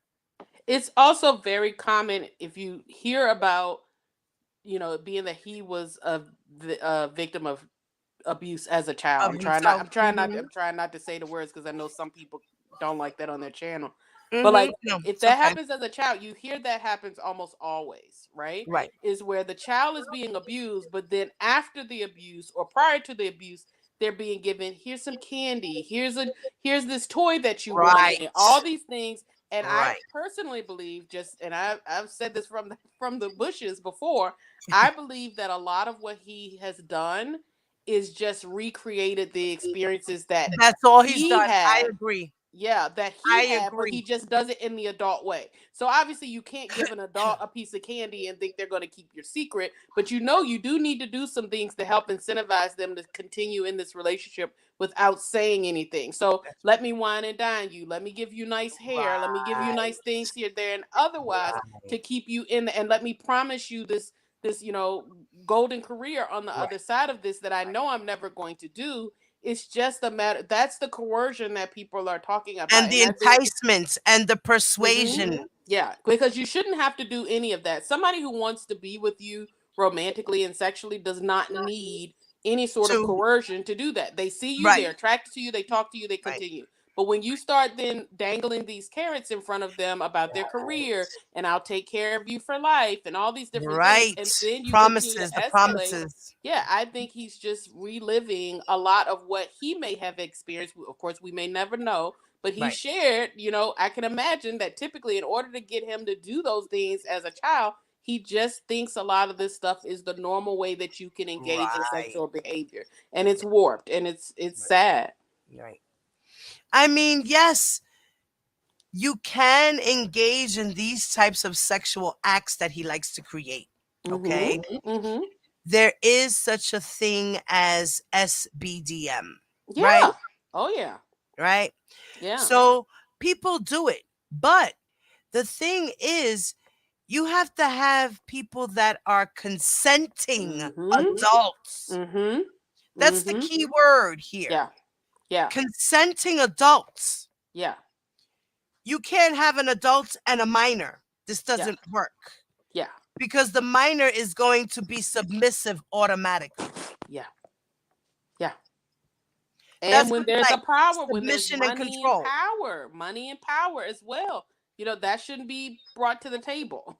Right. You know, that can't be in play either when you're talking about this. And most of the time in those situations, there are safe words and things that are put into place so that Right. if any time that person says, hey, no, that's taking it too far, You be like, immediately everybody watermelon, stops. watermelons. Yeah. Yeah, but I Watermelons don't- and pineapples. Hello. yeah, and I don't think that that has happened here. This ever happened No. from what we saw in At those all. letters and things. From what Right. Azria was saying, she was like, "I do not want to be beaten. You know, each day I don't want to do these things.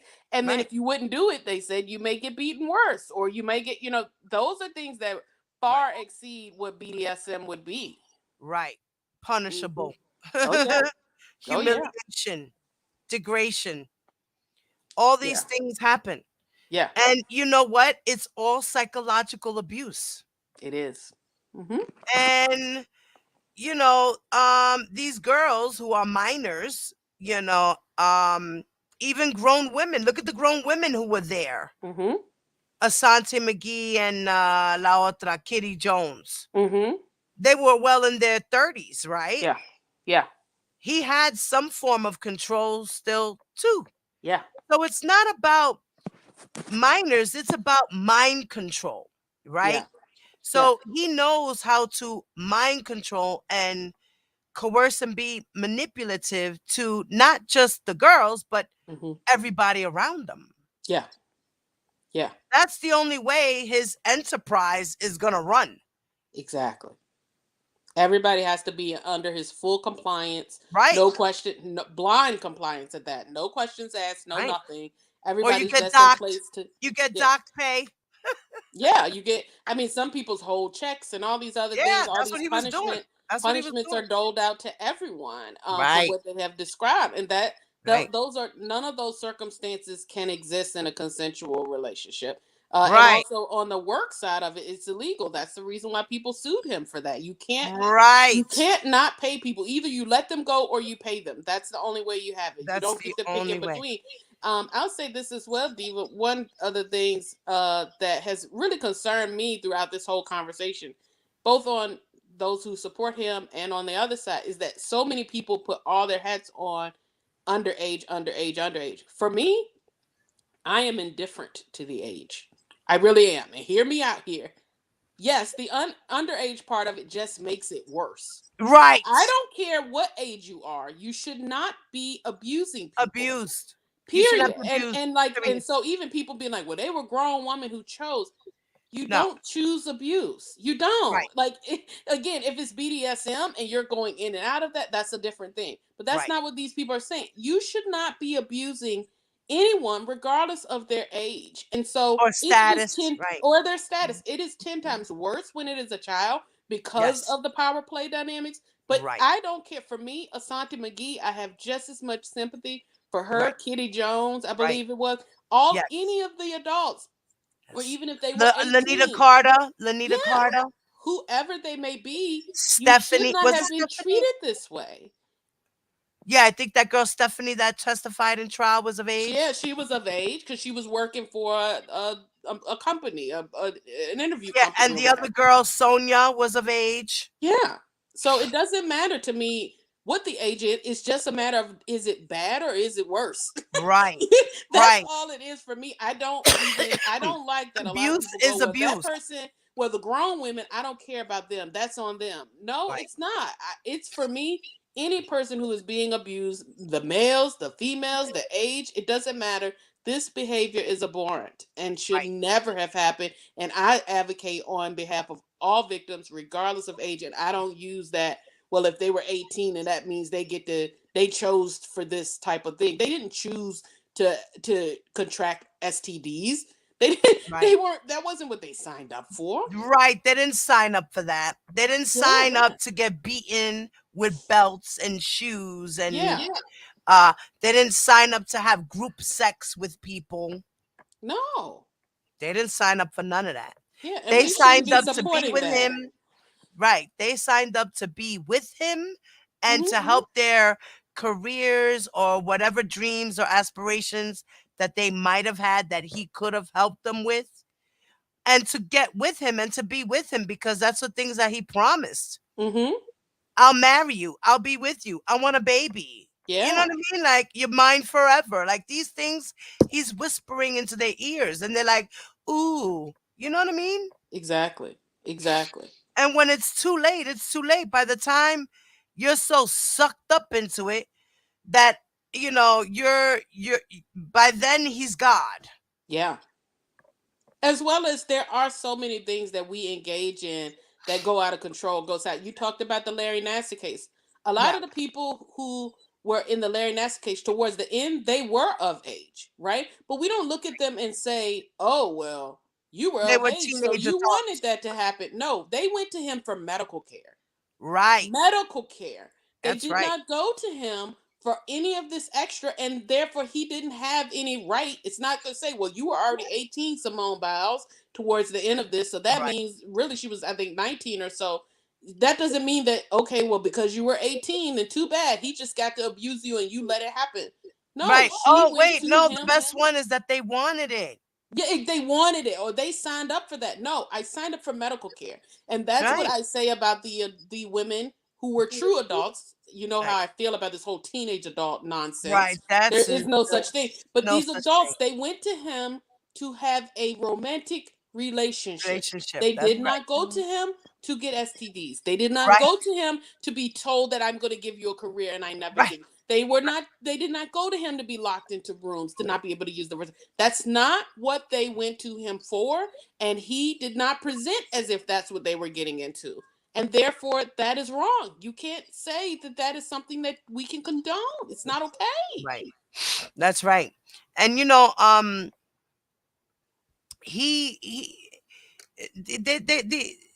the supporters are just like that. These girls wanted it. They wanted to be there. They, you know, volunteers are not victims, right? Okay. Well, they were volunteers, but they became victims. Yeah. That's how I see it. They were volunteers. They wanted to be there. They knew what they were going to get into in that sense of in a relationship and trying to get their music career or their some type of way getting in the business, whether it be video, like the Tracy Sampson worked behind the scenes in the studio and things of that nature. You know, just being in the industry. Yeah. Right? Now, they wanted that. They didn't want the abuse. No. That is not what they asked for. They did not say, R. Kelly, yes, take away my phone. Yes, R. Kelly, please keep me away from my family. Yes, R. Kelly, I don't want social media. Yeah, you're right. I have to obey all your rules. Yeah. No. Yeah. No. Once they got sucked up and they were already in love, per se, it was too late. And just because the girls, like they say, keep coming back or stay, like say, for instance, with Larry Nassar, the girls kept getting treatment. Exactly. Exactly. Does that mean that they liked it? Does that mean they wanted it? Exactly. No. They were scared. Exactly. They didn't know what to do. Some of them were so coerced in their minds that they were like, oh, this is a real medical procedure? Okay. And some of the girls were feeling uncomfortable and felt it was strange, but let it continue because they didn't want to disappoint anybody. Some of the girls did come forward, but nothing happened. Yeah. And also, let's think about it. These young ladies, honestly, most of them were in the prime of their career, right? So when we talk, and they were looking and quite frankly had a lot of pressure from the Olympic committees and their trainers and things. Don't mess this up. Their dream is to stand on that podium with the gold medal. Right. And then in between, we hear that there's been this carelessness, that there was this network of people. Yes. That's why all of our Olympic, our Olympic. I'm going to do part 2. I'm going to do part 2, and I'm going to include in part 2, I'm going to include the hearing, the Senate hearing, also the witnesses' impact statements. Good. Good. Mm-hmm. Yeah, so that's going to be part of part 2. That's going to be another long one. So yeah, get ready, guys. Yeah. Yeah. So I I'm mean, but about to people end need to this hear it. live too. All righty. Well, you take care of yourself. Yes, yes. Miss Mo, thank you, baby. You already know for your knowledge. I love you, baby. Thank you so much. And guys, Aisha, how you join, mama? You can go into my videos, right? And on my channel, go into where it says members. There should be a section there that says members. Videos that says member videos or member only videos. Go click in one of those videos and it should lead you to want to join, because a lot of people were having a hard time with that. It actually says join, I believe, under my name or next to subscribe, but certain people with certain phones don't have it. It's different for everybody. Right. Or that too, Mertice. You see? You know, hey, Danny, how are you, honey? Haven't seen you in a minute. Good to see you, girl. You know, so I'm going to end this live, guys. I don't even, hey, T-Bam. Yeah, we did. We did get to do both of them, right? Yes, we did. Yeah, we did. We read both of them. So like I said, the next part to this, I will go through Jane Doe number 5's testimony from the RSK trial. Okay? And we're going to go through what was said from top to bottom once again, just to refresh. And for those who really didn't understand what happened and what's real and what's fake and this, that, and the third, we're gonna correct that. And hopefully they can get a better understanding of what went on in trial. Okay. So yes, in the meantime, we're gonna go back on R. Kelly's ASRs. Thank you, Jacqueline. Thank you, Mama. So, guys, y'all already know. Please do me that favor. Hit that like button on your way out. Okay. Don't forget to join my little crew of members. Okay, Divas Badass. Divas. What is it? Divas Badass. No. Badass Divas. I forgot the name of my crew. Join the Badass Divas. Okay. Come join. It's $1.99 a month. Okay, guys. It's not a lot. It's not going to break your pocket. You get to have some cute little emojis in the chat. For those who are members, throw in the special emojis so everybody can see examples of what the emojis are. Okay, they're the bit emojis. Okay, and you can put them in the chat as we're conversating. Okay, you also get perks with badges month to month, or like it's like the first month and the second month it changes, and then 3 months and then 6 months and 12 months and so forth like that.